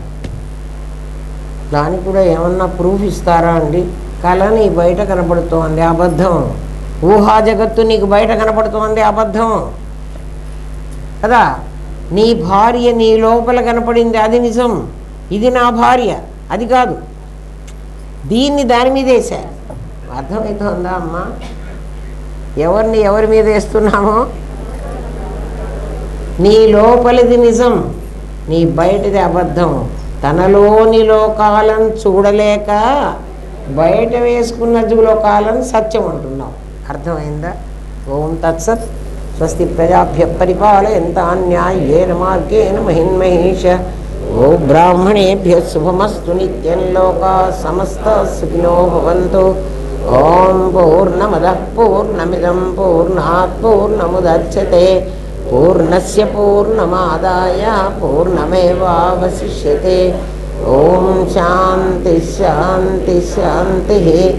ఓం నమో బ్రహ్మాదిభ్యో బ్రహ్మ విద్యా సాంప్రదాయ కర్తృభ్యో వంశ ఋషిభ్యో గురుభ్యో నమో మహద్భ్యః. సర్వోపద్రవరహిత ప్రజ్ఞానఘనః ప్రత్యగర్ధో బ్రహ్మైవాహమస్మి బ్రహ్మైవాహమస్మి బ్రహ్మైవాహమస్మి. బ్రహ్మైవ అహమస్మి అనుకుంటున్నప్పుడల్లా ఇది మీ నాది, ఇందులో ఉన్నటువంటి బ్రహ్మము నేను, ఇక్కడ ఇక్కడ కూడా నేనే ఉన్నాను అనుకోండి. ఇది వ్యాపించేది మళ్ళీ చెప్పినప్పుడు మీకు అర్థమవుతుంది. వ్యాపించేది మీకు ఇంకా చెప్పలే నేను. మీ లోపల ఉన్నదే ప్రత్యక్షను గురించే చెప్తున్నా. పరాక్ ఇంకా చెప్పలే, కానీ ఉన్నది పరాకే. ప్రత్యక్ష అసలు లేదు. ఇదేంటండి మళ్ళీ ఇట్లా కొత్త మాటలు చెబుతున్నారు? పరాక్కులో నుంచి ఇంత మేర నువ్వు తీసుకుంటే ప్రత్యక్ష అయింది. ఇంత మేర నేను తీసుకోకపోతే అదే బెలూన్ ఉందిరా నా దగ్గర, బెలూన్లో గాలి నింపాను కదా, బయట ఉన్న గాలే కదా బెలూన్లో నింపుతున్నాను. మళ్ళీ బెలూన్ పగిలిపోతే ఆ గాలి బయటి గాలికే పోతుంది కదా. బెలూన్ పగలగానే ఏమవుతుంది? బయట గాలికే. కాబట్టి ఉన్నది బయట గాలే, దానికి ఆకారం లేదు. బెలూన్లో వేసేటప్పటికి బెలూన్ అట్లా అస్థిభాతి ఆకారం వచ్చింది. బెలూన్లో వేసేటప్పటికి ఇదిగో కొంచెం గాలి పీల్చాము, ఈ ఆకారంగా తయారైంది. అర్థమైందా? బాగా నేర్చుకోండి బ్రహ్మ విద్య. దీని తర్వాత చెప్తాడు ఎందుకు మీకు అందరికీ ఇన్నాళ్ళు అర్థం కాలేదో, ఇప్పుడు ఎందుకు అర్థం అవుతుందో, ఏం కావాలో. ఈ క్వశ్చన్లోనే వస్తుంది. చిన్న క్వశ్చన్ కానీ ఇంత ఆన్సర్ ఉంది.